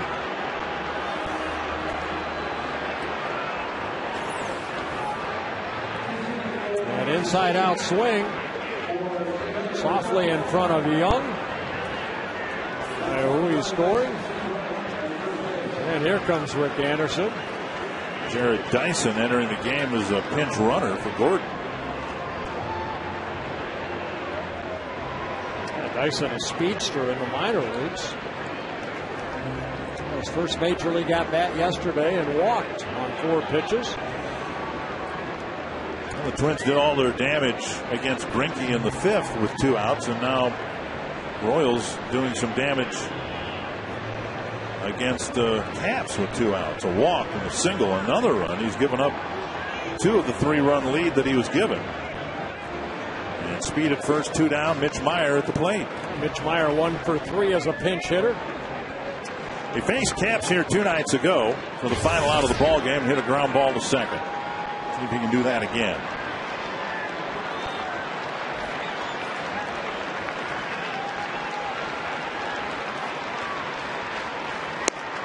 And Caps delivers strike 1 to Meyer.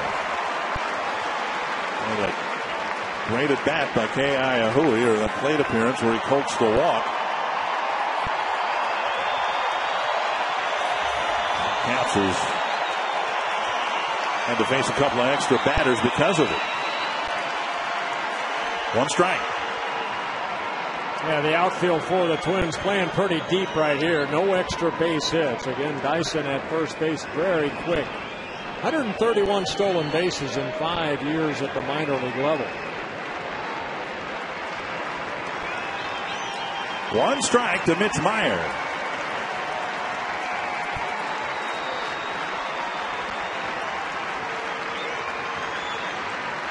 Runner goes. Time called at the plate. Caps broke from the stretch.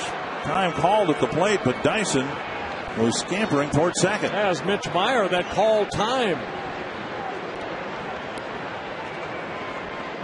Now, we've talked about Caps before. He's a pitcher, once he comes set, he will hold for sometimes 4 or 5 seconds.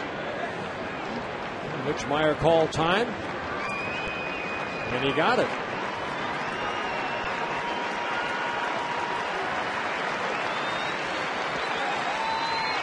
One strike to Meyer.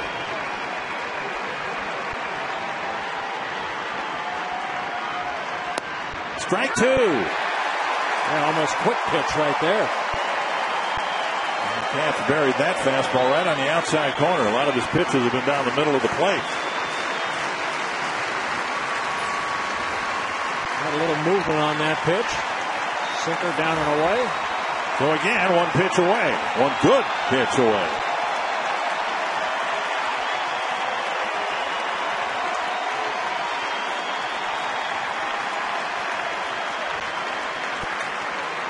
Runner goes. Swung on and fouled back. Caps left that pitch up about the belt, or maybe even up around the letters. And it was fouled straight back.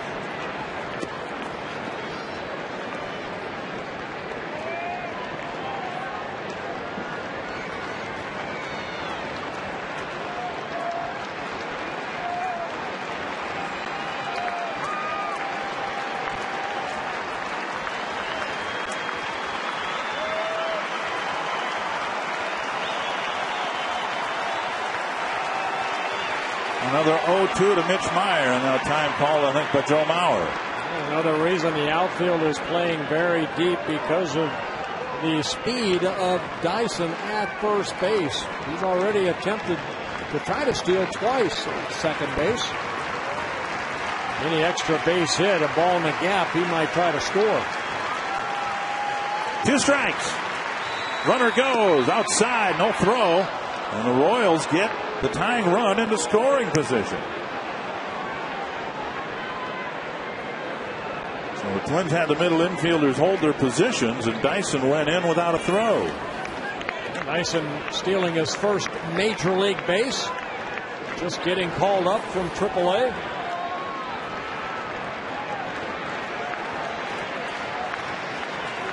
One and 2.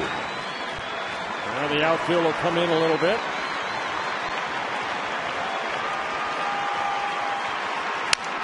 Fly ball left center field. A season best 8-1 homestand and a season high 5.5 game lead in the American League Central. Well, it wasn't a pretty save, but Matt Caps picks up his 11th save. Brian Dunsing goes to 8-2 on the year, and with the Chicago White Sox